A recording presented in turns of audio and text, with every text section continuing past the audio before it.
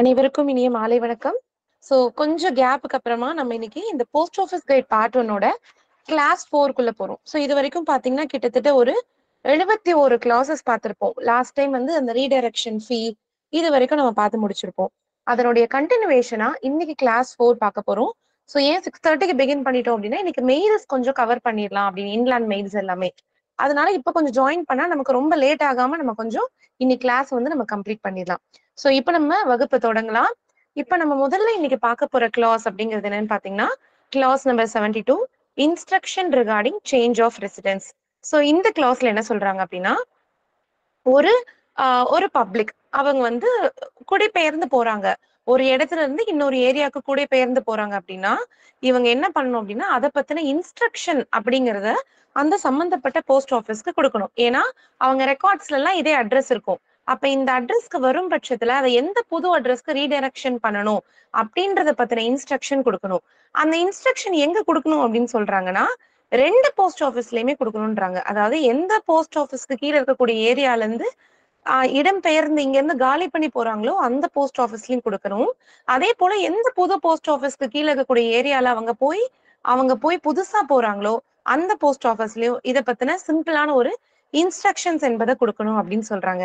இந்த இன்ஸ்ட்ரக்ஷன் அப்படிங்கிறது வந்து இது எத்தனை நாள் இது செல்லும் இந்த மாதிரியான, அதாவது பொதுவா நீங்க வால்யூம் 6ல இதை பத்தி டீட்டெயிலா படிப்பீங்க.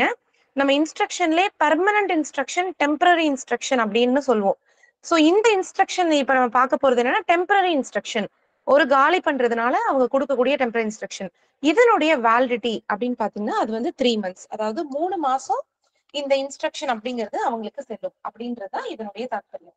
அடுத்தது இப்ப நம்ம பார்க்க போறது என்னன்னு பாத்தீங்க அப்படின்னா இங்க வந்து உங்களுக்கு நான் சொன்ன மாதிரி ரிட்டன் இன்ஸ்ட்ரக்ஷன் வந்து இந்தியாவை விட்டு வெளியில போறாங்க இல்லையா, அவங்களும் வந்து என்ன சொல்றாங்க, இந்தியாவை விட்டே குடிபெயர்ந்து போறாங்க அப்படின்ற பட்சத்திலையும் அவங்களும் இதை பத்தின ஒரு தெளிவான ஒரு ரிட்டன் இன்ஸ்ட்ரக்ஷனை இந்தியாவில இருக்கிற யாராவது ஒருத்தர் சார் மேடம் யாரோ நோ சவுண்ட் அப்படின்னு சொல்றீங்க, யாருக்கும் கேட்கலீங்களா madam? Clear madam. Okay madam, ஒரு தடவை நீங்க டிஸ்கனெக்ட் பண்ணிட்டு கனெக்ட் பண்ணுங்களேன் மேடம். உங்க மொபைல் இஷ்யூன்னு நினைக்கிறேன். ஒரு தடவை டிஸ்கனெக்ட் பண்ணிட்டு சக்தி மேடம் நீங்க இது பண்ணிக்கோங்க. தட் உங்களுக்கு கரெக்ட் ஆகும். நான் கண்டினியூ பண்றேன்.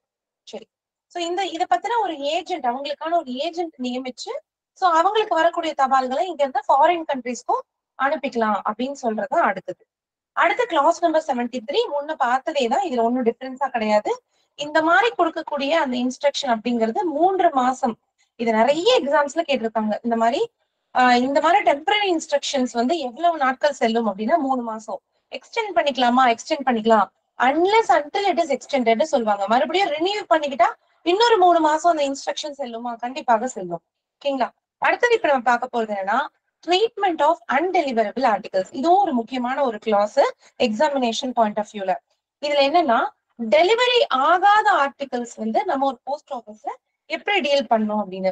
இப்ப நீங்க ஒரு டெலிவரி பார்த்துட்டு இருக்கக்கூடிய இப்ப ஒரு ஏபிபிஎம் ஆகவோ அந்த மாதிரி ஒரு போஸ்ட்மேன் அபிஷியலா இருந்தீங்க அப்படின்னா இதை நீங்க அன்றாடம் நீங்க நார்மலா பண்ணிட்டு இருக்கிறதா இருந்தாலும் இன்னும் எக்ஸாம் பாயிண்ட் ஆஃப் வியூல இதை இன்னும் கொஞ்சம் டீட்டெயிலா பார்க்க போறோம். கிளாஸ் நம்பர் 74 டெலிவர் ஆகாத ஆர்டிகிள போஸ்ட் ஆபீஸ்ல எந்த மாதிரி எதை நம்ம கையாளுறோம் அப்படின்றதுதான். முதல்ல என்ன சொல்றோம்னா எந்த ஒரு தபால்லனாலும் அட்ரஸ் அப்படிங்கறத நம்ம பார்த்திருப்போம். ரொம்ப லெஜிபிளா இருக்கணும், தெளிவா இருக்கணும், பார்த்தா படிக்கக்கூடிய வகையில இருக்கணும், கம்ப்ளீட்டா இருக்கணும், முழுமையா இருக்கணும். அட்ரஸ பார்த்தாலே நம்ம கண்டுபிடிக்கிற மாதிரி இருக்குங்க. எந்த மாதிரி ஆர்டிகல்ஸ் அட்ரஸ் வந்து இல்லெஜிபிளா, பார்த்தாலே புரியாத அளவுக்கு இருக்கும், அல்லது இன்கம்ப்ளீட்டா இருக்கும், அல்லது அதனுடைய ராப்பர்ஸ், அதனுடைய கவர்ஸ் அதெல்லாமே ஒரு தொலைஞ்சோ இல்ல ஒரு மாதிரி அந்த மாதிரி டிட்டாச்சா வருதோ அதெல்லாமே பாத்தீங்கன்னா ஃபர்தர் டிஸ்போசலுக்காக RLO என்று சொல்லக்கூடிய ரிட்டர்ன் லெட்டர் ஆபீஸ்க்காக அவங்க வந்து நம்ம அனுப்புவோம். இன்னொரு முக்கியமான விஷயம் நம்ம எல்லாருக்கும் தெரிஞ்சுதான், பெரும்பாலான வகையில ரிட்டர்ன் டு சென்டர் அனுப்புவோம்.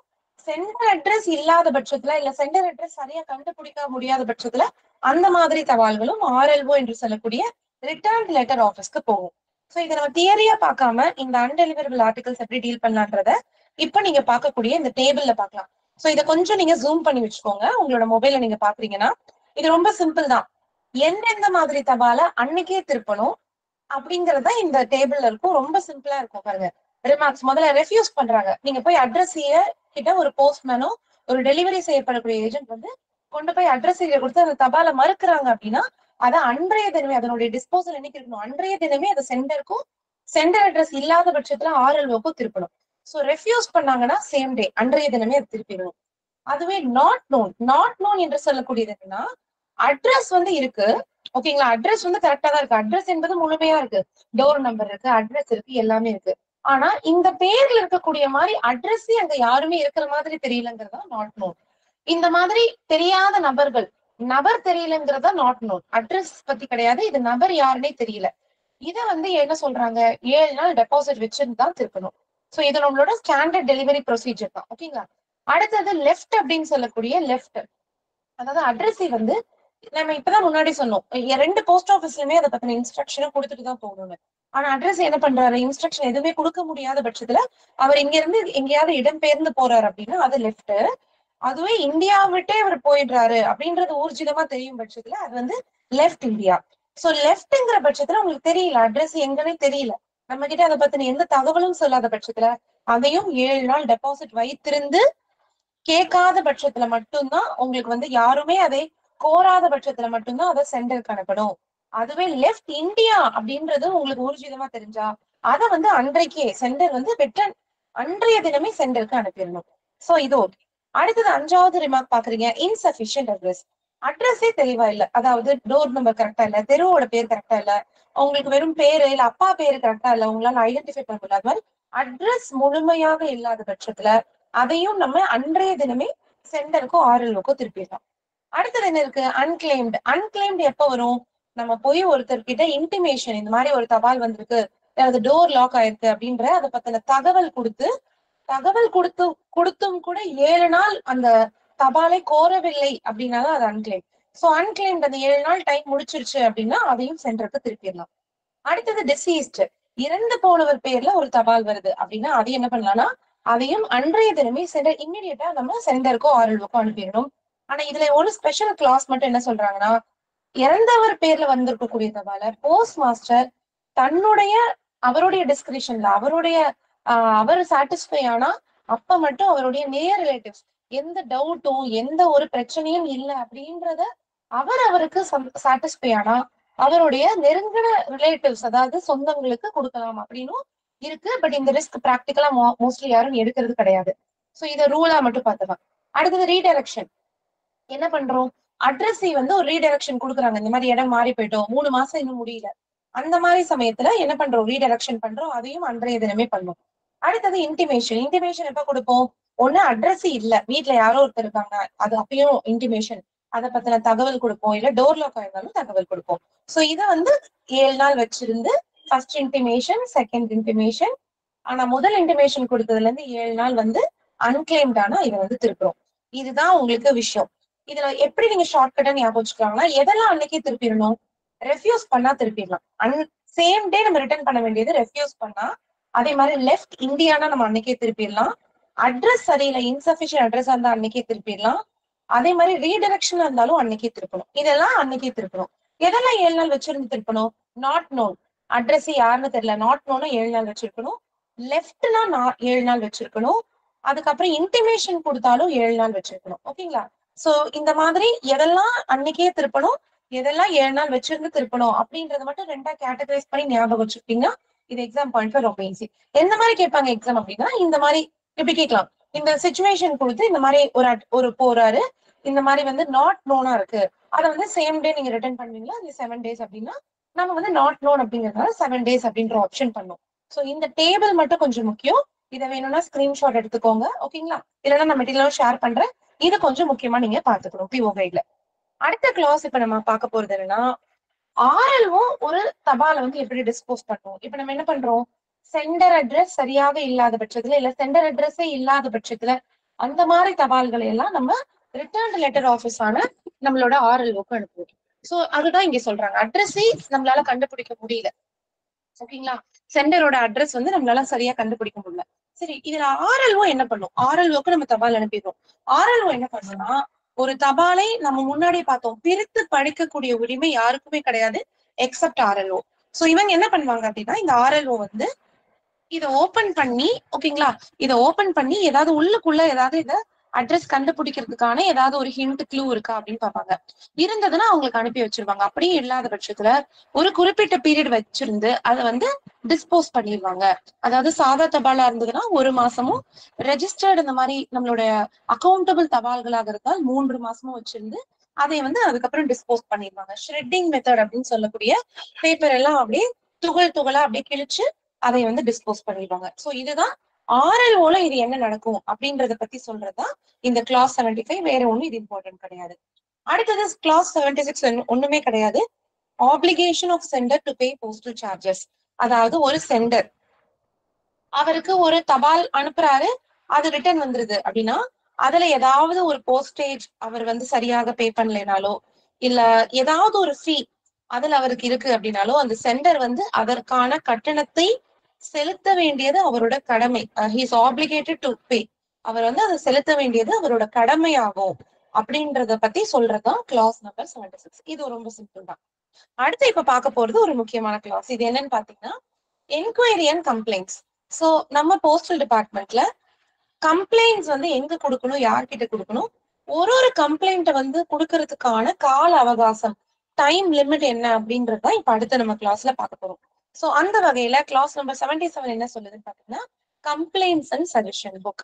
அதாவது நம்ம நம்ம வந்து ஏதாவது ஒரு சஜஸ்ட் பண்ணணும், ஏதாவது பரிந்துரைக்கணும் அப்படின்னா ஒரு கஸ்டமர் போஸ்டல் டிபார்ட்மெண்ட்டுக்கு ஏதேனும் பரிந்துரை இருந்தாலோ ஏதாவது கம்ப்ளைண்ட்ஸ் இருந்தாலோ அதை பதிவு பண்றதுக்கான ஒரு புக்கு பேர் தான் complaints and suggestion book.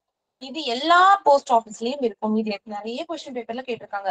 Complaint suggestion book எந்த ஆஃபீஸ்ல தான் இருக்கும்? Head office, sub office, branch office, all the above எல்லா விதமான போஸ்ட் ஆஃபீஸ்களையும் இருக்கும். அதே மாதிரி இது என்டையர் ஒர்க்கிங் ஹவர்ஸ், ஒரு ஒரு ஒரு போஸ்ட் ஆஃபீஸ்னுடைய வேலை நேரம் முழுக்கவே இது வந்து அவைலபிளா இருக்கணும் அப்படின்றதா இது கம்ப்ளைண்ட்ஸ் அண்ட் சஜஷன். ஓகேங்களா? இதுதான் கிளாஸ் நம்பர் 77. அடுத்தது நம்ம சொன்ன மாதிரி கம்ப்ளைண்ட் இருக்கு. ஒரு கஸ்டமர் கம்ப்ளைண்ட் வந்து யாருக்கு அட்ரஸ் பண்ணணும், யார்கிட்ட போய் கொடுக்கணும் அப்படின்னு கேட்கறாங்க அப்படின்னா பொதுவாகவே டிவிஷனல் ஹெட் ஞாபகம் வச்சுக்கோங்க. கம்ப்ளைண்ட் அப்படின்னாலே நம்ம சூப்பரிண்டென்டென்ட் ஆஃப் போஸ்ட் ஆஃபீஸ் இதுல போடுறோம். டிவிஷனல் ஹெட் ஒரு கோட்டத்தினுடைய ஒரு தலைமை யாரோ அவங்களுக்கு தான் அட்ரஸ் பண்ணோம். ஆனா இதுவே நம்ம முதல்ல பார்த்தோம், முதல்ல கிளாஸ்ல டைப்ஸ் ஆஃப் போஸ்ட் ஆஃபீஸ்ல ஃபர்ஸ்ட் கிளாஸ் ஹெட் போஸ்ட் ஆஃபீஸா இருந்தா மட்டும் அந்த போஸ்ட் மாஸ்டர் கிட்டமே கொடுக்கலாம். ஏன்? லாஜிக்கலா யோசிங்க. ஒரு ஃபர்ஸ்ட் கிளாஸ் ஹெட் போஸ்ட் மாஸ்டருடைய அந்த போஸ்ட் மாஸ்டர் எந்த ரேங்க்ல அவர் இருப்பாரு? எனக்கு மெசேஜ்ல யாராவது போடலாம். ஒரு ஃபர்ஸ்ட் கிளாஸ் ஹெட் போஸ்ட் ஆஃபீஸனுடைய போஸ்ட் மாஸ்டர் வந்து யாருடைய ரேங்க்குக்கு சமமான ஒரு ரேங்க்ல இருப்பாரு? எனக்கு யாராவது மெசேஜ்ல நீங்க டைப் பண்ணி கூட போடலாம். எஸ் அஃப்கோர்ஸ், கலைவாணி மேடம் போட்டிருக்காங்க எஸ்பிஓஸ். அவங்க ரேங்க்கு ஈக்குவலா இருக்கிறதுனால எஸ்பிஎஸ் அஃப்கோர்ஸ். அதனால ஃபர்ஸ்ட் கிளாஸ் போஸ்ட் ஆஃபீஸ்ல அந்த போஸ்ட் மாஸ்டர்டே கொடுத்துடலாம், அல்லது கம்ப்ளைண்ட்ஸ் வந்து அந்த டிவிஷனல் ஹெட் கிட்ட கொடுத்துடலாம் அப்படின்றத பாயிண்ட். இது நிறைய எக்ஸாம்ல கேட்பாங்க. யார்கிட்ட கம்ப்ளைண்ட்ஸ் வந்து கொடுக்கணும் அப்படின்னா நீங்க வந்து கரெக்டா ஆப்ஷன் சூஸ் பண்ணும். சூப்பரிண்டென்ட், எஸ்பி ஆர் எஸ்எஸ்பி அந்த மாதிரி கொடுத்துருப்பாங்க. ஓகேவா? அடுத்தது டிரான்ஸ்மிஷன் ஆஃப் பப்ளிக் கம்ப்ளைண்ட்ஸ் என்ன சொல்றாங்க அப்படின்னு பாத்தீங்கன்னா கம்ப்ளைண்ட் அப்படிங்கிறது ஓப்பனா, அதாவது ஒரு கவர் க்ளோஸ் பண்ணாம ஓப்பனா ஒரு ஒரு ஒரு பேப்பர்ல எழுதி கொண்டு வந்து கொடுக்குறாங்கன்னா எந்த போஸ்ட் ஆஃபீஸ்ல கொடுத்தாலும் அத உதாரணத்துக்கு சென்னையில இருக்கக்கூடிய ஒரு ஒரு ஒரு ஆபீஸ் மேல ஒரு கம்ப்ளைண்ட் சேலத்துல கொடுக்குறாங்க அப்படின்னா கூட அதை எந்த விதமான கட்டணமும் இல்லாம அது அந்த சம்பந்தப்பட்ட அந்த கோட்டத்துக்கு டிரான்ஸ்மிட் பண்ணி அனுப்ப வேண்டியது நம்மளுடைய கடமை. சோ கம்ப்ளைண்ட்ஸ் வந்து ஓப்பன் கவர்ல நம்ம கிட்ட க்ளோஸ் பண்ணாம கொடுத்தாங்க அப்படின்னா என்னது, நம்ம அதை தாராளமா அந்த சம்பந்தப்பட்ட ஆபீசருக்கு அதை அனுப்ப வேண்டியது நம்மளுடைய கடமையாகும்.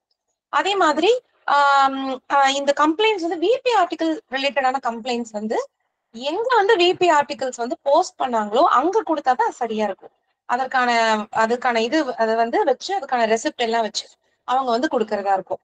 ஓகேங்களா? அதே மாதிரி அன்பெய்டோ இல்ல இன்சபிஷியன்ட்லி ப்ரீபெய்ட் கம்யூனிகேஷன் வந்து அக்செப்ட் பண்ண மாட்டாங்க. கவர் க்ளோஸ் பண்ணி அனுப்புறாங்கன்னா அவங்க ஆஸ் யூஷுவல் தபால்ல புக் பண்ணிடலாம். பட் ஓப்பன் கம்யூனிகேஷன் கொடுத்தா அது எங்க இருந்து எங்க வேணாலும் அதை டிரான்ஸ்மிட் பண்ணலாம் அப்படின்னு சொல்றதா கிளாஸ் நம்பர் 79. அடுத்தது கிளாஸ் நம்பர் 80. இது ஒண்ணு முக்கியமா பாத்துக்கோங்க. இந்த சர்க்கிள் கம்ப்ளைண்ட்ஸ் ஆஃபீஸர் யாரு அப்படின்னா இந்த கம்ப்ளைண்ட்ஸ் நம்ம சர்க்கிள் முழுக்க இருக்கக்கூடிய கம்ப்ளைண்ட்ஸை கோஆர்டினேட் பண்ணி இதையெல்லாம் பாத்துக்கிறதுக்காக ஒவ்வொரு சர்க்கிளினுடைய தலைமையகத்திலையும் ஒரு சர்க்கிள் கம்ப்ளைண்ட்ஸ் பார் விஜிலன்ஸ் ஆபீசர் அப்படின்ற ஒருத்தர் நியமிக்கப்பட்டிருப்பாரு. இவர் இந்த பப்ளிக் கம்ப்ளைண்ட்ஸ் எல்லாத்தையும் ஸ்ட்ரீம்லைன் பண்ணி இதை வந்து ஸ்பீடப் பண்றதுக்காக இருக்கக்கூடிய ஒரு அதிகாரி தான் இது. ஓகேங்களா? அதான். பட் இப்பெல்லாம் எல்லாம் டெக்னிக்கலி எல்லாம் மாறிடுச்சு. எல்லாமே ஆன்லைன் ஆயிடுச்சு. சிஆர்எம் போர்ட்டல் எக்ஸாம் பாயிண்ட்டுக்கு மட்டும் பாத்துக்கோங்க. சர்க்கிள் கம்ப்ளைண்ட்ஸ் ஆஃபீஸர்ன்றது அந்தந்த சர்க்கிளினுடைய தலைமையகத்துல இருக்கக்கூடிய ஒரு ஆபீசர். இது ஞாபகம் வச்சுக்கோங்க. இந்த டேபிள் வந்து ரொம்ப ரொம்ப ரொம்ப ரொம்ப இம்பார்ட்டன்ட். இது என்ன அப்படின்னு பாத்தீங்கன்னா, period with in which complaint should be preferred. ஒரு கம்ப்ளைண்ட்ட எவ்வளவு நாளைக்குள்ள கொடுக்கணும், ஒரு கஸ்டமர் கொடுத்தா நம்ம அக்செப்ட் பண்ணுவோம் அப்படின்னு சொல்றதுதான் இந்த period in which complaint should be preferred. ஓகேங்களா? சோ இது நம்ம இப்ப பார்க்க போறோம். இது பாத்துக்கோங்க டீடைலா. முதல்ல பாருங்க, MOs and VP articles. Money order VP பத்தின கம்ப்ளைண்டாக இருந்தால் 12 மாசம் டேட் ஆஃப் இஷ்யூ எப்ப வந்து புக் பண்ணணுமோ அதுல இருந்து, மணி ஆர்டர் தான் இஷ்யூ, இதுனா date of booking. Date of booking அல்லது இஷ்யூல இருந்து ஒரு வருஷம், அதாவது 12 மாசத்துக்குள்ள கம்ப்ளைண்ட் ப்ரிஃபர் பண்ணியே ஆகணும். அடுத்தது, இதுவே எஃபிஓ ஃபீல்டு போஸ்ட் ஆஃபீஸ்ல இஷ்யூ பண்ண மணி ஆர்டர் இருந்தா 2 வருஷம். அப்படியே டபுள் பண்ணிக்கோங்க, அவ்வளவுதான். சாதாரண போஸ்ட் ஆஃபீஸா இருந்தா 1 வருஷம், அதே ஃபீல்டு போஸ்ட் ஆஃபீஸ்ல இஷ்யூ பண்ண மணி ஆர்டர் இருந்தா 2 வருஷம், அவ்வளவுதான். அடுத்து பாருங்க, loss or damage to registered or insured articles. ஒரு ரெஜிஸ்டர் அல்லது இன்சூர்ட் தபாலுக்கு ஏதாவது காணும், லாஸ் ஆயிடுச்சு, இல்ல ஏதாவது சேதம் ஆயிடுச்சு, டேமேஜ் ஆயிடுச்சுன்னா போஸ்ட் பண்ண டேட்ல இருந்து 3 மாசத்துக்குள்ளாகவே அந்த கம்ப்ளைண்ட்ஸ் அப்படின்றது அவங்க கொடுத்தாகணும். சோ இது ஒரு முக்கியமான விஷயம். அப்புறம் அடுத்து என்ன சொல்றாங்க, அதர் கம்ப்ளைண்ட்ஸ். இன்லேண்ட், அதாவது உள்நாட்டு போஸ்ட் பத்தின மத்த சாதாரண இதர நார்மல் கம்ப்ளைண்ட்ஸ் வந்து பாத்தீங்க அப்படின்னா 6 months. ஓகேங்களா? 3 கீழே 6 அப்படின்னு ஞாபகம். அடுத்தது மிஸ்கேரேஜ். சரியாக அதை வந்து இது பண்ணல, ப்ராப்பரா அதை ஹேண்டில் பண்ணாம இதை ஆயிடுச்சு, லாஸ் ஏதாவது தொலைஞ்சிடுச்சு, டிஸ்ட்ரக்ஷன் ஆஃப் போஸ்டல் ஆர்டிகல்ஸ், எங்கேயாவது இடையில நின்று சரியா போகல, இந்த மாதிரி எல்லாமே அதே 12 மாசம். 1 வருஷம் from the last day of the month of issue. அப்படின்னா என்ன, இன்னைக்கு இஷ்யூ ஆயிருக்கு, ஒரு தபால் புக் பண்ணிருக்காங்கன்னா இதனுடைய லாஸ்ட் டேட் என்ன 30, இதுக்கப்புறம் 1 year 12 மாசம் வரைக்கும், அடுத்த 1 வருஷம் வரைக்கும் பண்ணிக்கலாம். ஸ்பீட் போஸ்ட் சம்பந்தப்பட்ட கம்ப்ளைண்ட்ஸ் எல்லாமே 1 மாசத்துக்குள்ள பண்ணணும் அப்படின்றாங்க. ஓகேங்களா? So within 1 month. ஓகேங்களா? 1 மாசத்துக்குள்ள ஸ்பீட் போஸ்ட் பத்தின கம்ப்ளைண்ட் எல்லாமே நமக்கு கொடுக்கணும் அப்படின்றத இதனுடைய ரூல். ஓகேவா? சோ இதுல இந்த டேபிள் ரொம்ப ரொம்ப முக்கியம். இது எப்படி ஞாபகம் வச்சுக்கலாம் அப்படின்னு பாத்தீங்கன்னா, இதுல கீழ இருந்து போலாமா, 3 மாசம் முதல்ல இருக்கிறதுலே சின்னது பாத்தீங்கன்னா 1 மாசம். சோ ஸ்பீட் போஸ்ட் 1 மாசம். அதுக்கு அடுத்து என்னது 3 மாசம். எதுக்கு? ஒரு இன்லாண்ட், ஒரு தபால்ல லாஸோ டேமேஜோ, ஒரு ரெஜிஸ்டர் தபால் எதுக்காவது லாஸ் ஆயிடுச்சு அப்படின்னாலே 3 மாசம். ஓகேங்களா? அடுத்து என்ன இருக்கு? ஓகேங்களா? 6 மாசம் இருக்கு. அது நார்மல் அதர் கம்ப்ளைண்ட்ஸ். சோ இது கூட உங்களுக்கு பெருசா தேவைப்படாது, அதர் கம்ப்ளைண்ட்ஸ். ஓகே. சோ முதல்ல ஸ்பீட் போஸ்ட் 1 மாசம், அப்புறம் லாஸ் ஏதாவது ஆனா 3 மாசம், அதுக்கப்புறம் 6 மாசம் அதர் கம்ப்ளைண்ட்ஸ். எதுக்கு 1 வருஷம்? மணி ஆர்டர் விபி அது வந்தாலே 1 வருஷம். அதே மாதிரி miscarriage, loss or destruction of postal articles. So இது வந்து பாத்தீங்கன்னா இதுவும் லாஸ் தான். இது ரெஜிஸ்டர் அண்ட் இன்சூர்ட் இருக்கு. பட் இது ஜென்ரலாவே ஒரு மிஸ்கேரேஜ். ஓகேங்களா? உங்களுக்கு loss destruction of normal post ஆர்டிகல்ஸ்னாலே 1 வருஷம். சோ எம்ஓவிபிக்கும் மிஸ்கேரேஜ் லாஸ் டிஸ்ட்ரக்ஷன்னாலே உங்களுக்கு 12 மாசம். 2 வருஷம் எதுக்கு? ஃபீல்டு போஸ்ட் ஆஃபீஸ்னா மட்டும், அதுக்கு மட்டும் ஒரு ஸ்பெஷல் கன்செஷன் கொடுக்குறோம், அதுக்கு மட்டும் 2 வருஷம். சோ இந்த டேபிள் ரொம்ப ரொம்ப ரொம்ப முக்கியம். ஓகேவா? இப்ப நம்ம கீழ இருந்து 1 மாசம் இது 3 மாசம் இது அப்படின்னு பாக்குறோம்.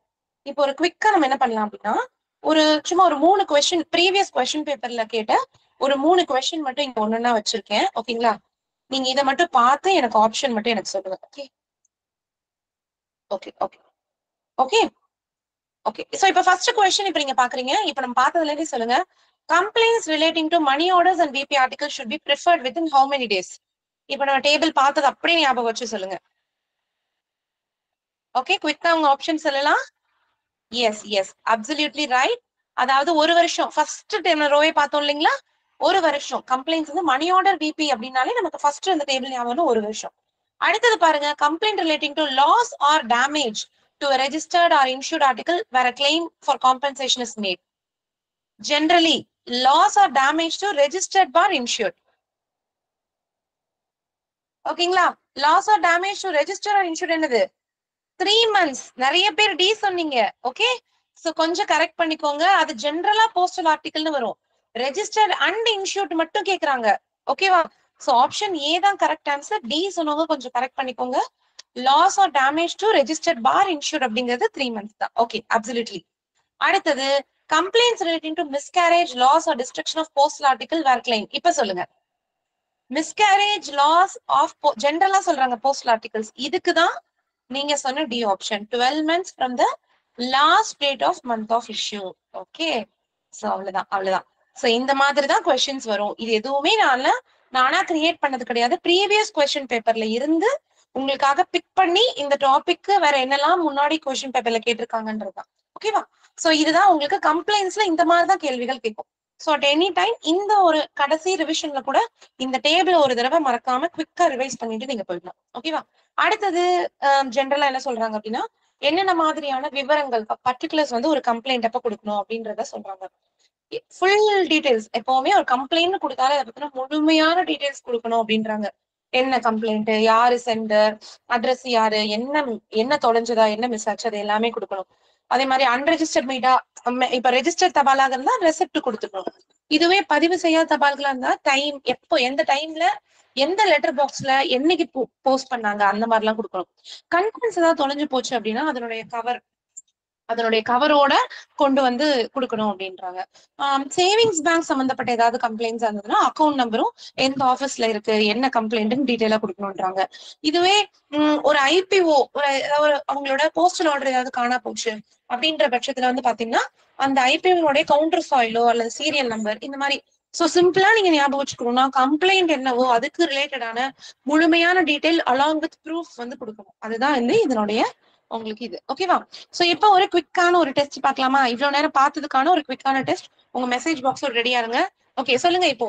Authority to home complaint should be address. Complaint யாருக்கு அட்ரஸ் பண்ணலாம்? குவிக்கா சொல்லலாம். கம்ப்ளைண்ட் யாருக்கு அட்ரஸ் பண்ணணும்?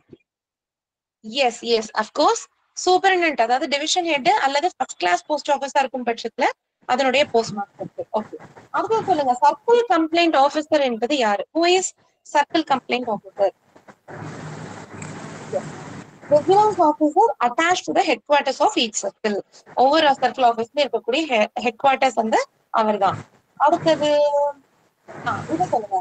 Person changing their address should furnish written instruction regarding the disposal of postal articles received to their address. யாருக்கெல்லாம் கொடுக்கணும்? ஒருத்தர் அட்ரஸை சேஞ்ச் பண்றாங்கன்னா அதை பத்தின தகவல்களை யாருக்கிட்ட எல்லாம் கொடுக்கணும்? ஆப்ஷன் சி என்பது மிக சரியான பதில்.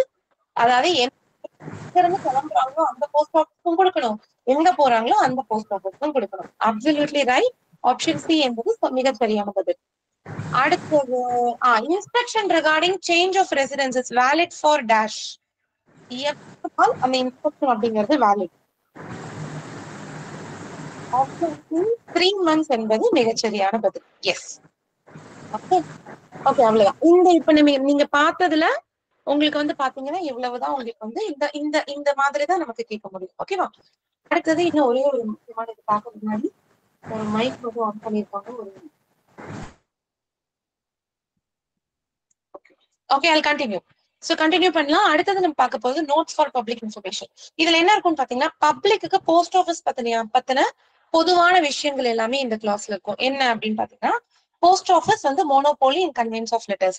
அதாவது என்ன சொல்றாங்கன்னா போஸ்ட் ஆஃபீஸினுடைய சட்டத்தின்படி ஒரு தபால்கள், போஸ்ட் கார்ட்ஸ் இதெல்லாம் இந்தியா முழுக்க அதை வந்து கொண்டு போய் கொடுக்கறதுக்கான அந்த பிரிவிலேஜ், அந்த பெருமிதம் அப்படிங்கிறது நம்மளோட சென்ட்ரல் கவர்மெண்டால இந்த போஸ்ட் ஆஃபீஸ்க்கு தான் கொடுக்கப்பட்டிருக்கு அபிஷியலா அப்படின்றத இந்த கிளாஸ். ஓகேங்களா? நம்ம போஸ்ட் ஆஃபீஸ் தான் சென்ட்ரல் கவர்மெண்டால ரிசர்வ் செய்யப்பட்ட தபால்களை இந்தியா முழுக்க கொண்டு போய் சேர்க்கறதுக்கான ஒரு அபிஷியலான ஒரு மிஷனரி அப்படின்னு பாத்தீங்கன்னா அது யாருன்னா நம்ம போஸ்டல் டிபார்ட்மெண்ட் தான். சோ இதுதான் அந்த கிளாஸ். அடுத்தது கிளாஸ் நம்பர் 87. என்ன சொல்றாங்க அப்படின்னா non exchange of postage stamps and stationery. இது என்ன சொல்றாங்கன்னா ஒரு கஸ்டமர் ஸ்டாம்போ ஸ்டேஷனரியோ வாங்கிட்டு போயிட்டு அதை நான் பயன்படுத்தல, அதை நான் ரிட்டர்ன் கொண்டு வந்து கொடுத்து நான் காசா மாத்திக்க விரும்புறேன் அப்படின்னா அதுக்கு போஸ்ட் ஆஃபீஸ் வந்து அதை வந்து அனுமதிக்க கூடாது, அதை என்டர்டெயின் பண்ண கூடாது. சோ இப்ப நம்ம இது சொன்னதேதான் கிளாஸ் நம்பர் 87. பயன்படுத்தாத ஸ்டாம்ப்ஸோ ஸ்டேஷனரிஸோ நம்ம கிட்ட திருப்பி கொண்டு வந்து கொடுத்தாங்கன்னா அதை திரும்பவும் எக்ஸ்சேஞ்ச் வாங்கிக்கிறதுக்கு போஸ்ட் ஆஃபீஸால முடியாது, அதற்கான வாய்ப்புகள் அப்படிங்கிறது கிடையாது அப்படின்றத கிளாஸ் நம்பர் 87. அடுத்தது என்ன சொல்றாங்க அப்படின்னு பாத்தீங்கன்னா அக்செப்டன்ஸ் ஆஃப் ஸ்மால் காயின்ஸ். இதுல என்ன சொல்றாங்க அப்படின்னா போஸ்ட் ஆஃபீஸ் வந்து பப்ளிக்கு எந்தவித இடைஞ்சலும் இல்லாம முடிஞ்ச வரைக்கும் காயின்ஸ் வந்து அக்செப்ட் பண்ணுவாங்க. பட் ரொம்ப சின்ன சின்ன காயின்ஸ் வந்து அக்செப்ட் பண்ண முடியாது.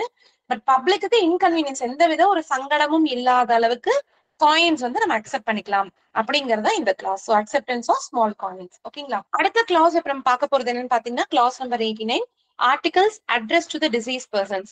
சோ இதுல என்ன சொல்றாங்கன்னா ஒரு இறந்தவங்களுக்கு வரக்கூடிய தபால்களை எப்படி ட்ரீட் பண்ணும். இது வந்து நிறைய கொஸ்டின் பேப்பர்ஸ்ல கேட்ட ஒரு கொஸ்டின். ஓகேங்களா? இதுல என்னன்னா, ஒரு டிசீஸ்ட் பர்சன், இறந்த நபருக்கு வரக்கூடிய அந்த ஆர்டிகிளை எந்த மாதிரி ட்ரீட் பண்ணும் அப்படின்னு சொல்றாங்க அப்படின்னா, ஓகேங்களா, அன்கிளைம்ட் ஆர்டிகிளை எப்படி ட்ரீட் பண்ணுவோம், அன்கிளைம்ட் ஆர்டிகிள் எப்படி ட்ரீட் பண்ணுவோம், நம்ம ரிட்டர்ன் டு சென்டர் அனுப்பிடுவோம். அதே மாதிரிதான் இதை ட்ரீட் பண்ணும் அப்படின்னு சொல்றாங்க. அதே மாதிரி நம்ம முன்னாடி டேபிள்ல சொன்ன மாதிரியே, ஓகேங்களா, போஸ்ட் மாஸ்டருக்கு ஒரு இறந்தவர் பேர்ல வரக்கூடிய தபால்களை அவர்களுடைய நெருங்கின சொந்தத்துக்கு கொடுக்கக்கூடிய எல்லா உரிமையும் இருக்கு. ஆனா அதுவும் அன்இன்சூர்டா இருந்தா மட்டும்தான். அதுவே இன்சூர்ட் தபால் வந்ததுன்னா, என்னதான் அவங்களுடைய நெருங்கின ரிலேட்டிவ்ஸ் யாரு கேட்டாலும் நம்மளால கொடுக்கறதுக்கான ஆப்ஷன் அப்படிங்கிறது நமக்கு கிடையாது. சோ அதுதான் articles address to a deceased person அப்படிங்கிற அடுத்த கிளாஸ். அடுத்தது இப்ப நம்ம கிளாஸ் நம்பர் 90 பார்க்கலாம். இது என்னன்னு சொல்றாங்க அப்படின்னா, liability to detention of certain mails. இது ரொம்ப முக்கியம், பாத்துக்கோங்க. டிசீஸ்ட் பர்சனுக்கு வரக்கூடிய ஆர்டிகல்ஸ் நீங்க எப்படி ட்ரீட் பண்ணுவீங்க அப்படின்னு கேட்டீங்கன்னா, நம்ம அன்கிளைம்ட் ஆர்டிகல்ஸா தான் அதை ட்ரீட் பண்ணுவோம் அப்படிங்கறத இதற்கான பதில். ஓகேங்களா? அடுத்தது liability to detention of certain mails. இது என்ன அப்படின்னு பாத்தீங்கன்னா, டிடென்ஷன், அதாவது தாமதப்படுத்தி ஒரு தபாலை வைக்கிற உரிமை ஒரு போஸ்ட் ஆபீஸ்க்கு இருக்கா அப்படின்னு பாத்தீங்கன்னா, பெரும்பாலும் நார்மலா கிடையாது. ஒரு மெயில்ஸ் இருக்கு அப்படின்னு பாத்தீங்கன்னா, அன்றைய தினமே இது டிஸ்பேச் ஆகணும். டெலிவரிக்கு வந்தாலும் அந்த அன்றைய தினமே டெலிவரிக்கு எஃபெக்ட் பண்ணி ஆகணும். ஆனா என்ன சொல்றாங்கன்னா, ஒரு எக்ஸ்ட்ராடனரி சர்க்கம்ஸ்டன்ஸ், அதை எதிர்பாராத சூழ்நிலைகள்ல, ஓகேங்களா, அந்த மாதிரி புக் பேட்டர்ன் பேக்கெட்ஸோ அல்லது சாம்பிள் பேக்கெட்ஸோ, ரெஜிஸ்டர் நியூஸ் பேப்பரை தவிர அந்த மாதிரி தபால்கள், அந்த பார்சல் அப்படிங்கிறது போஸ்டிங், ஆபீஸ் ஆஃப் போஸ்டிங் எங்க தபால் புக் பண்றாங்களோ அங்க ஒரு நாளைக்கு மிகாமல் அதை டீடைல் தாமதப்படுத்தி வச்சுக்கலாம் அப்படின்ற ஒரு ப்ரொவிஷன் நமக்கு இருக்கு. அதுதான் இதுல சொல்லுது. அதே மாதிரி டெலிவரி ஈவெண்ட்ல இது புக் பண்ற ஈவெண்ட்ல என்ன சொல்றாங்க, ரெஜிஸ்டர்ட் நியூஸ் பேப்பரை தவிர இந்த மாதிரி மத்த article, book packet, sample packet, இதெல்லாம் ஒரு நாளைக்கு மிகாமல் வச்சுக்கலான்றாங்க. இதே மாதிரி டெலிவரி ஈவெண்ட்ல பாத்தீங்கன்னாலும் இதே மாதிரி இந்த மாதிரி ஏதாவது ஒரு எதிர்பாராத ஒரு சமயத்துல மட்டும் உங்களுக்கு பாத்தீங்க அப்படின்னா, ஒரு நாள் அப்படிங்கிறது டெலிவரி நம்ம தாமதப்படுத்தலாம், இது டெலிவரி டிலே பண்ணலாம் அப்படின்னு சொல்றதா இந்த கிளாஸ் நம்பர் 70. ஓகேங்களா? அடுத்தது ஒரு முக்கியமான கிளாஸ் நம்பர் 91 என்னன்னு பாத்தீங்கன்னா, facility provided by village postman in rural areas. ஒரு வில்லேஜ்ல போகக்கூடிய ஒரு போஸ்ட்மேன் அவர் எந்த மாதிரி ஃபெசிலிட்டிஸ் எல்லாம் அவரால் கொடுக்க முடியும் அப்படின்னு பாக்கத்தான் கிளாஸ் நம்பர் 91. ஒரு வில்லேஜ் போஸ்ட்மேன் அப்படிங்கிறவர் பாத்தீங்கன்னா அவர்கிட்ட என்னெல்லாம் இருக்கும், இது ரொம்ப முக்கியம் பாத்துக்கோங்க. இது எப்படின்னா, இந்த 2-3 ஆப்ஷன் ஏபிசின்னு கொடுத்து ஆல் த அபவ் அந்த மாதிரி கேட்கலாம்.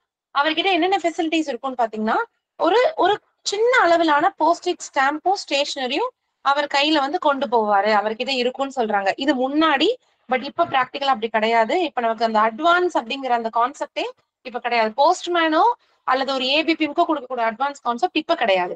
அடுத்து செகண்ட் என்ன சொல்றாங்க, stock of commonly required postal forms. அதாவது பொதுவா போஸ்டல்ல யூஸ்வலா தேவைப்படக்கூடிய forms, account opening form, money order form, இதெல்லாமே அவங்க கொஞ்சம் வச்சிருக்கணும். அதே மாதிரி ஒரு rural village postman he is authorized to book registered letters. இது இப்போ உங்களுக்கு அப்ளை ஆகாது. முன்னாடி மேனுவலா ரெஜிஸ்டர் புக் பண்ணிட்டு இருக்கிற சமயத்துல அவங்க கிட்ட ஒரு புக் இருக்கும், அவங்க அந்த ரெஜிஸ்டர் தபால புக் பண்ணி கொண்டு அந்த பிரான்ச் ஆபீஸ்ல கொடுக்கலாம். ஆனா இப்ப கிடையாது. சோ இந்த எக்ஸாம் பிராக்டிகலா யோசிக்காம இப்படி மட்டும் பாத்துக்கோங்க. அவங்க கிட்ட கொஞ்சம் ஸ்டாம்பும் ஸ்டேஷனரி இருக்கும், பொதுவாக பயன்படுத்தக்கூடிய ஃபார்ம்ஸ் இருக்கும், ரெஜிஸ்டர் தபால் அவங்களால புக் பண்ண முடியும். இதுதான் ஒரு வில்லேஜ் போஸ்ட்மேனுக்கு ரூரல் ஏரியால, ஒரு கிராமப்புறங்கள்ல இருக்கக்கூடிய அவர்களுக்கான ஃபெசிலிட்டிஸ் அப்படின்னா அது இதுதான் சொல்றாங்க.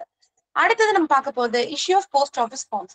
போஸ்ட் ஆஃபீஸ்ல பொறுத்த வரைக்கும் பாத்தீங்கன்னா, அன்னன்னைக்கு தேவையான போஸ்டல் டிரான்சாக்சன், அந்த அதுக்கான தேவையான ஃபார்ம்ஸ் மட்டும்தான் நம்ம யூஸ்வலா வச்சிருப்போம். இதுவே அதிக அளவிலான ஃபார்ம்ஸ் யாராவது கேட்கறாங்க அப்படின்னா நம்ம ஆர்டர் பண்ணி தான் வாங்கி கொடுக்கணும்.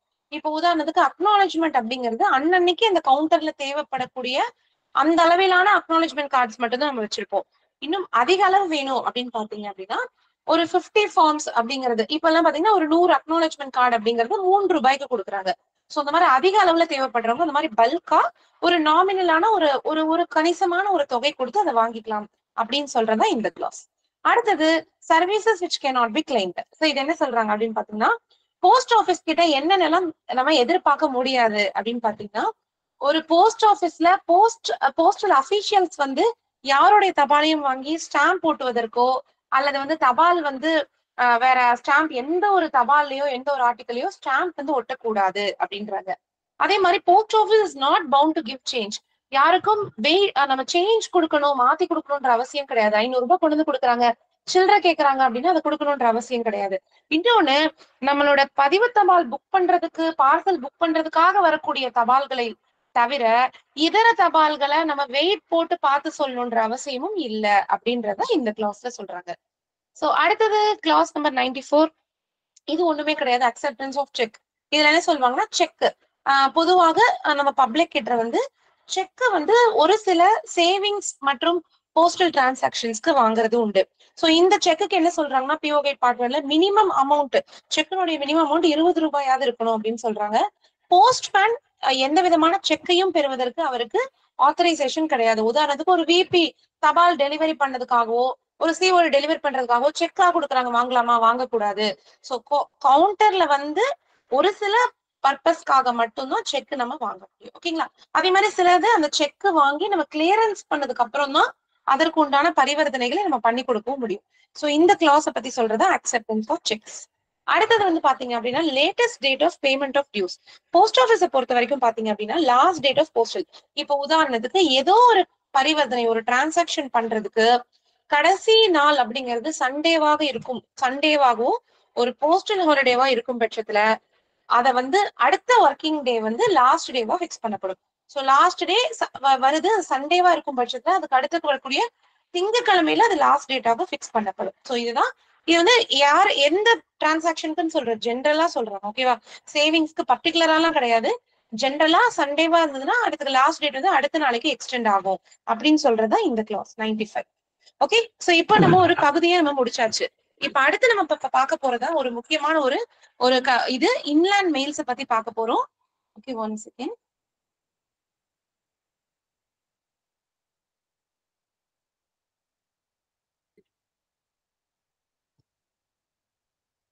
சோ இதை மட்டும் நம்ம இன்னைக்கு கொஞ்சம் டீடைலா பாத்திரலாம். பிகாஸ்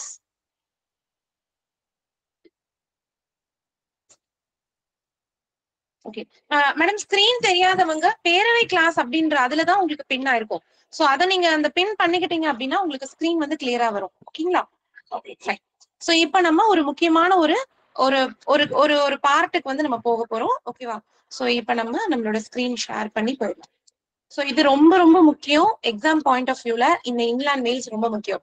இப்ப பிஓ கைட்ல இவ்வளவு நாளும் நம்ம ஒரு 3 கிளாஸா பார்த்தது எல்லாமே வந்து பாத்தீங்க அப்படின்னா உங்களுக்கு வந்து செக்ஷன் 1 தான். இப்பதான் நம்ம வந்து செக்ஷன் 2க்கு வரும், விச் இஸ் நத்திங் பட் நம்மளுடைய இன்லேண்ட் போஸ்ட், அதாவது உள்நாட்டு போஸ்ட் அப்படிங்கறத பத்தி தான் இப்ப நம்ம இதுல பார்க்க போறோம். சோ இதுக்காக ஐ ஹாவ் செப்பரேட் இது. ஓகே, சோ இந்த செக்ஷன் 2ல மெயில் சர்வீசஸ் பத்தி இப்ப நம்ம குவிக்கா பார்க்க போறோம். சோ இதை நம்ம பாத்திரலாம். இந்த இதை முடிக்கிறதுக்காக தான் இன்னைக்கு நம்ம குவிக்கா ஜாயின் பண்ணோம் சீக்கிரமா. சரி, முதல்ல இப்ப நம்ம பார்க்க போகுது inland mails. So PO guide part 2ல தான் நீங்க ஃபாரின் மெயில்ஸ் பார்க்கணும். முதல்ல சொன்ன பிஓ கைட் வந்து இன்லேண்ட் மெயில்ஸ் அது சம்பந்தப்பட்டதா அப்படின்னு. சோ இந்த மெயில்ஸ் இன்னைக்கு நம்ம டெப்தா பார்க்க போறோம். சோ என்னன்னா, இந்த இன்லேண்ட் மெயில்ஸ்ல மொத்தமா நம்ம கிட்ட இந்த மாதிரியான, நம்ம கையில எப்படி 10 விரல் இருக்கோ அது மாதிரி 10 கிளாஸஸ் ஆஃப் மெயில்ஸ் அப்படிங்கிறது நமக்கு இருக்கு. சோ அதுதான் இப்ப நீங்க ஸ்கிரீன்ல பாக்குறீங்க. என்னென்னது? Letter, ILC inland letter card, இன்னொரு விதமா இது வெறும் லெட்டர் கார்டுன்னு சொல்லுவாங்க. Letter card, post card, book packets, sample and pattern packets, printed books, periodicals, registered news paper, அதுக்கப்புறம் பிளைண்ட் லிட்ரேச்சர் பேக்கெட். இதுதான் உங்களுக்கு 10 கிளாஸஸ் ஆஃப் மெயில்ஸ்.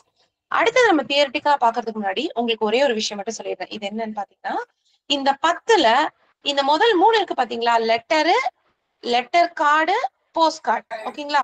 இந்த 3ம் வந்து பாத்தீங்க அப்படின்னா இதுக்கு பேர் வந்து ஃபர்ஸ்ட் கிளாஸ் மெயில் அப்படின்னு சொல்லுவோம்.